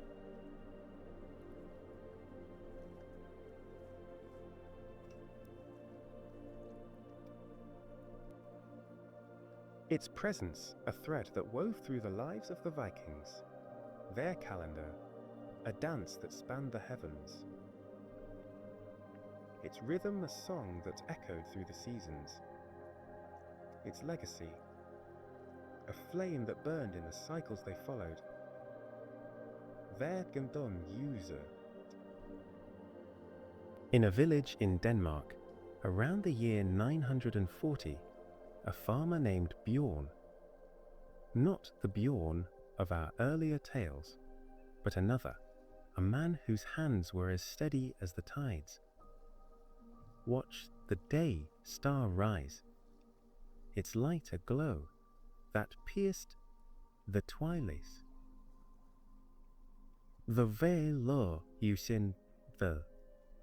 Its glow, a promise that the earth would warm, its presence a guide that told him to sow his barley, its rhythm a calendar that the Vikings had followed for generations, its legacy a thread that wove through the history of the North, their survival, a flame that befliels his world of ways.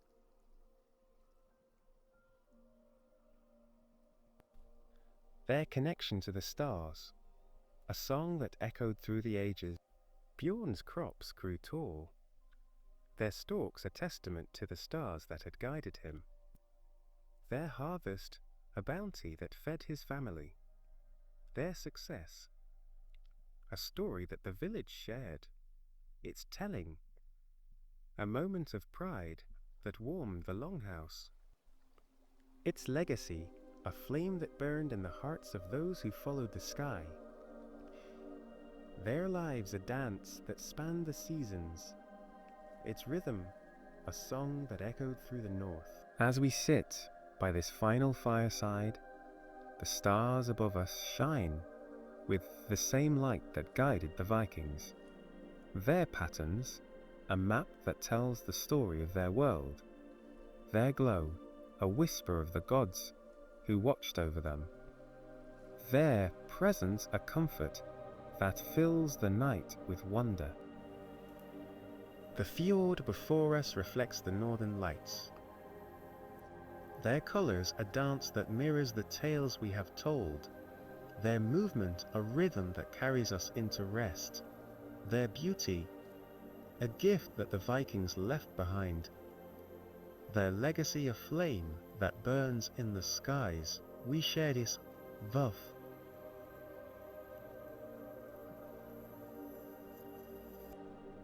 Their story a song that echoes through the ages. The embers of our fire glow low, their warmth a gentle embrace, their light a guide that leads us into sleep, their presence a reminder of the nights we have spent together, their story a whisper that wove through our journey, its completion a moan of a fog. Phrase. Let the stars above be your guide as you drift into dreams. Let the sagas of the Vikings linger in your mind. A flame that will burn bright until we meet again. The fjord whispers its farewell, its waters a mirror of the sky, its stillness a promise of rest, its beauty a memory that will carry you through the night. Good night, and may the light of the north shine upon your dreams.